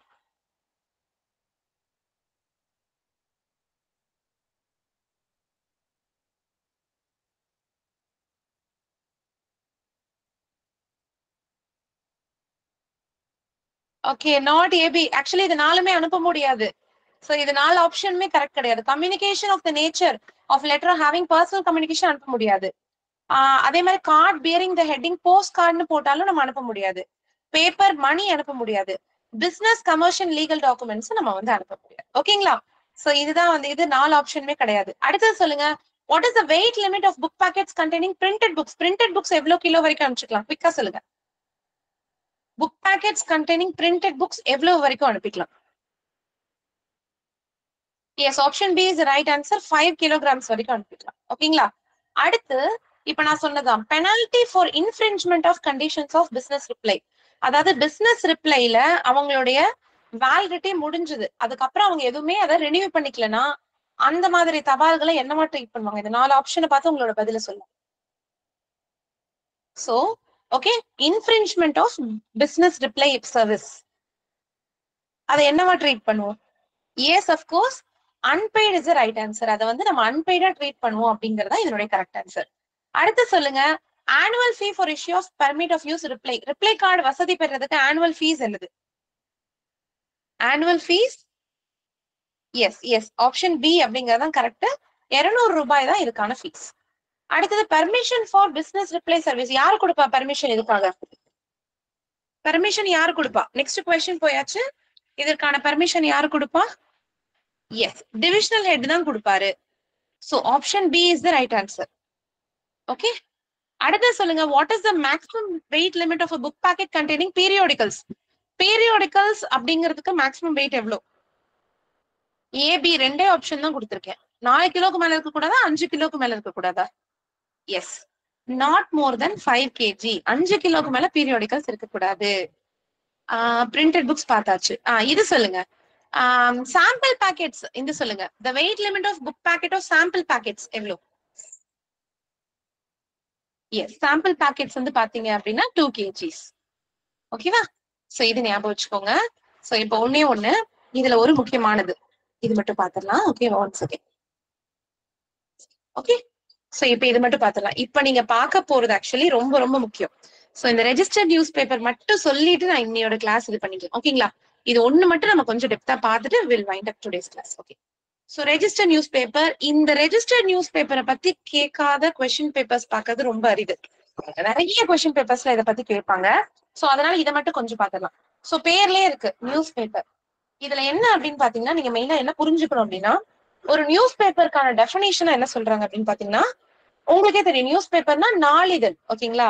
அப்படிதான் நமக்கு தெரியும். அப்படின்னா டெய்லி வரணும் அப்படி கிடையாது. ஆனா நியூஸ் பேப்பர் கண்டிஷன் என்ன சொல்றாங்கன்னா, ஒரு அரசியலோ அல்லது அரசியல் இல்லாத பிற செய்தியோ, கரண்ட் டாபிக்ஸோ, ஓகேங்களா, கரண்ட் டாபிக்ஸோ அல்லது வந்து அட்வர்டைஸ்மெண்டோடவோ அல்லது அட்வர்டைஸ்மெண்ட் இல்லாமலோ 31 நாளைக்கு மிகாமல், அதாவது 31 நாளைக்கு ஒரு தடவையாவது ஒரு ஒரு ஒரு ஒரு விஷயம் வந்து வெளிய வருது அப்படின்னாலே அது நியூஸ் பேப்பர் தான் அப்படின்றாங்க. சோ நியூஸ் பேப்பருக்கான இவங்களோட டெஃபினிஷனே பாத்தீங்கன்னா, அது டெய்லி வரணும் அப்படின்லாம் கிடையாது.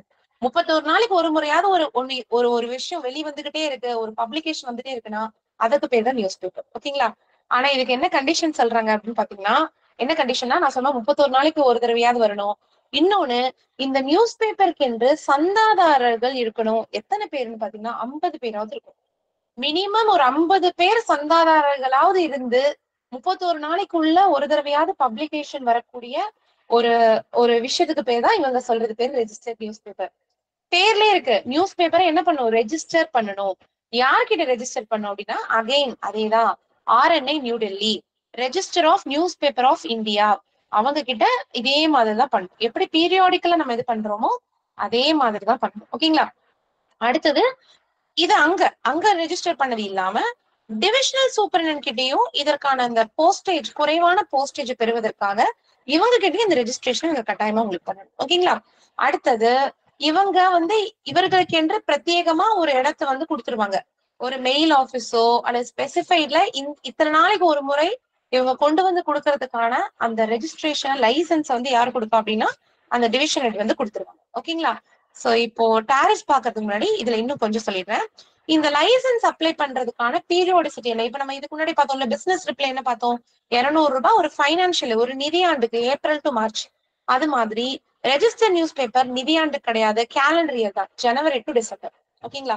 இது எவ்வளவு நாள், இதுக்கான லைசன்ஸ் ஃபீ ஏதாவது இருக்கான்னு பாத்தீங்கன்னா ஆக்சுவலா ஃப்ரீ. நோ, லைசன்ஸ் ஃப்ரீயே கிடையாது. இது வரைக்கும் நம்ம பார்த்து ஏதாவது லைசன்ஸ் ஃபீ எல்லாம் பார்த்தோமா?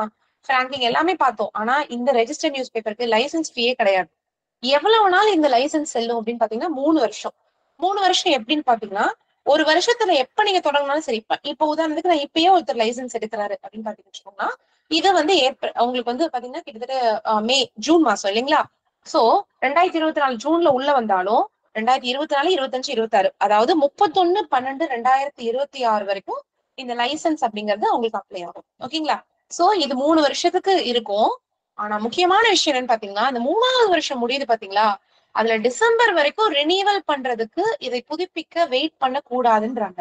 என்ன பண்ணணுமா, செப்டம்பர் 30க்குள்ளாரையே ரினிவலுக்கான அப்ளிகேஷன் கொடுத்துடணும். ஓகேங்களா?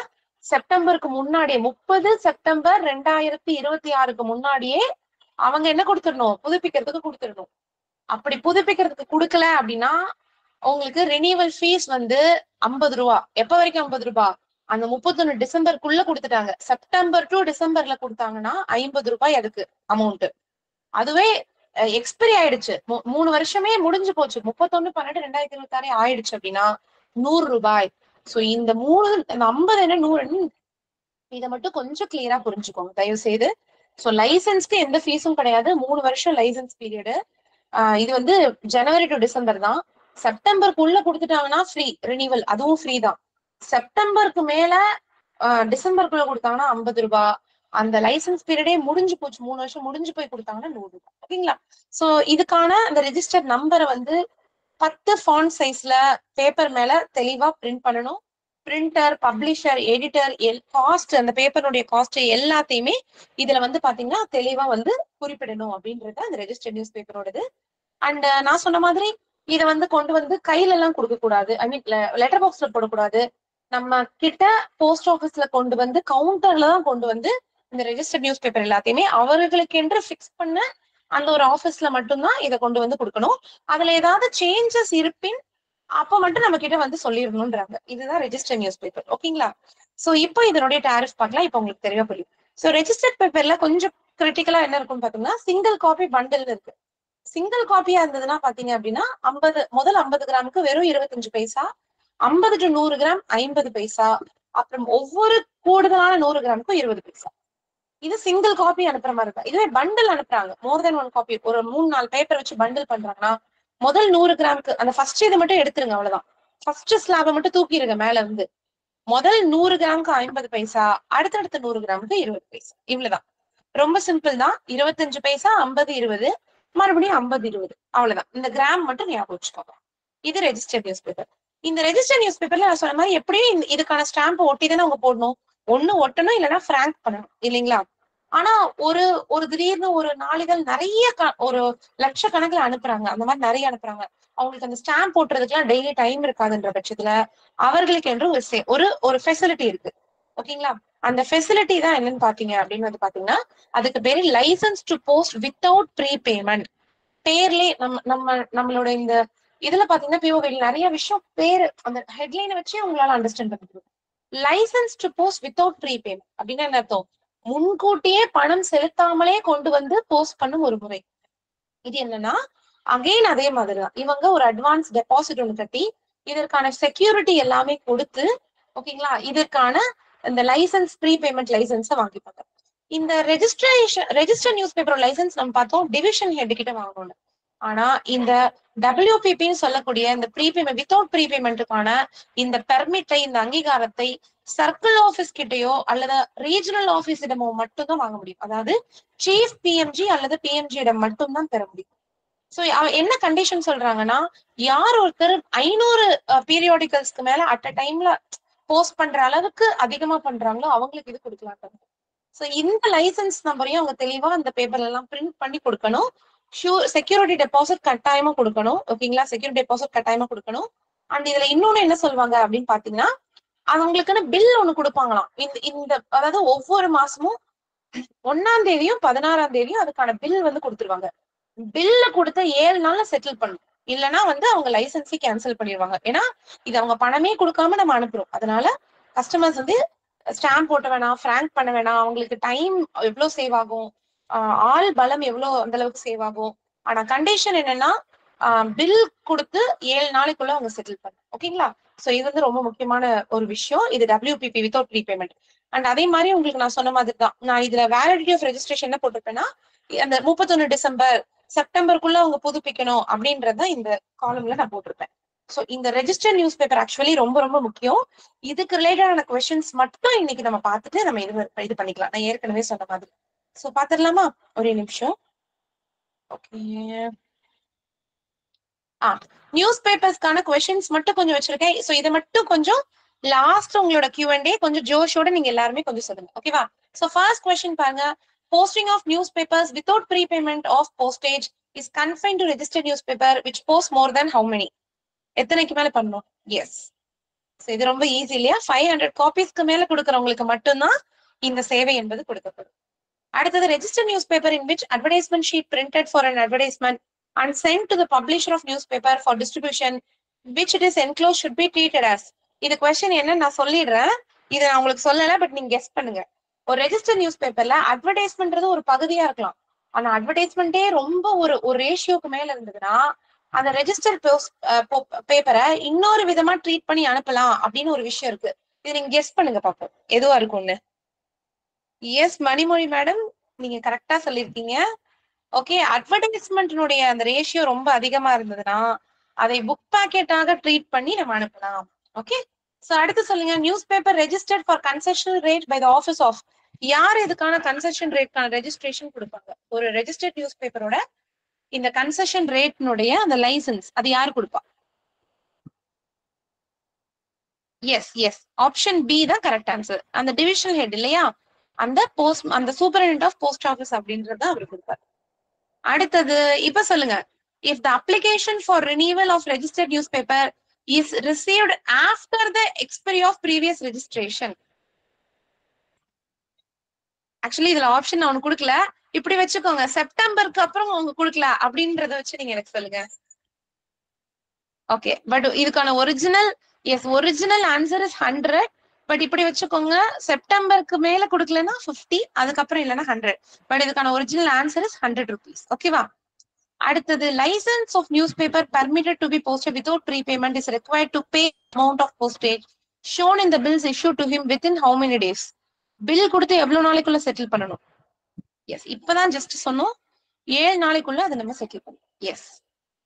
அடுத்தது இப்ப சொல்லுங்க. Registered news paper is published in large intervals at interval not more than. ஒரு ரெஜிஸ்டர்ட் நியூஸ் பேப்பர்னா, ஓ சாரி, நான் ஒரு கொஸ்டினை ஸ்கிப் பண்ணிட்டேன், வெரி சாரி. இந்த கொஸ்டின் சொல்லுங்க. Registered news paper are treated in sorting. சார்ட்டிங்ல அது என்னவா ட்ரீட் பண்ணுவாங்க? ஓகே, இந்த கொஸ்டின் சொல்லுங்க ப்ளீஸ். ரெஜிஸ்டர்ட் நியூஸ் பேப்பரை சார்ட்டிங்ல என்னவா ட்ரீட் பண்ணுவாங்க? நாட் ஃபர்ஸ்ட் மேடம், ஓகேங்களா? இந்த first class mail but no airlift allot அப்படிங்கறது கரெக்டான ஆன்சர். ஓகேங்களா? ஏர்லிஃப்ட் கிடையாது, ஃபர்ஸ்ட் கிளாஸ் மெயில ட்ரீட் பண்ணுவாங்க பட் ஏர்லிஃப்ட் வந்து ஃப்ரீயா கொடுக்க மாட்டாங்க. அடுத்தது option registered news paper is published in large number of intervals not more than. இப்ப சொல்லுங்க இதுக்கு என்ன ஆன்சர்? எஸ், இதுக்கு தான் 31 days is right answer. Option C நிறைய பேர் கரெக்டா சொல்லுங்க. இது சொல்லுங்க. Licence for posting of registered news paper without prepayment of postage is issued by whom? யார் பண்ணுவா? யார் இதுக்கான லைசன்ஸ் கொடுப்பா without prepayment? Yes, head of circle or head of region. Circle office பார் ரீஜனல் ஆஃபீஸ். இது கொடுத்துட்டேன் இல்லையா? ஓகே, இது சொல்லுங்க. ஒரு நிமிஷம், இது வந்து இப்ப சொல்லுங்க. In case of previous registration expires before the renewal, the newspaper shall be prepaid at. எதுல பண்ணுவோம்? ஒரு ரெஜிஸ்ட்ரேஷன் கம்ப்ளீட் ஆயிடுச்சு, எக்ஸ்பயர் ஆயிடுச்சு, இப்போ அதை என்னவா ட்ரீட் பண்ணி கொடுக்கலாம்? எந்த ரேட்ல கொடுக்கலாம்? லெட்டர் போஸ்டேஜா? Yes yes, book packet containing periodicals அதை ட்ரீட் பண்ணி கொடுக்கலாம். ஓகேங்களா? புக் பேக்கெட் கண்டெய்னிங் பீரியாடிகல்ஸா கொடுக்கலாம். ஓகேவா? Okay fine. சோ இதோட நம்ம இன்னைக்கு கிளாஸ் வந்து வைண்ட் அப் பண்ணிக்கலாம். சோ மெயில்ஸ்ல இன்னும் உங்களுக்கு பாத்தீங்கன்னா பிளைண்ட் லிட்ரேச்சர், பார்சல்ஸ் தான் இருக்கு. ஆக்சுவலி வேற எதுவுமே கிடையாது, இவ்வளவுதான் இருக்கு. ஸோ ஆக்சுவலி முடிச்சிடலாம்னு பார்த்தேன், பட் கொஞ்சம் இடையில கொஞ்சம் அந்த அட்மிஷன்ஸ் கொஞ்சம் டிலே ஆனதுனால என்னால இன்னைக்கு அதை கம்ப்ளீட் பண்ண முடியல.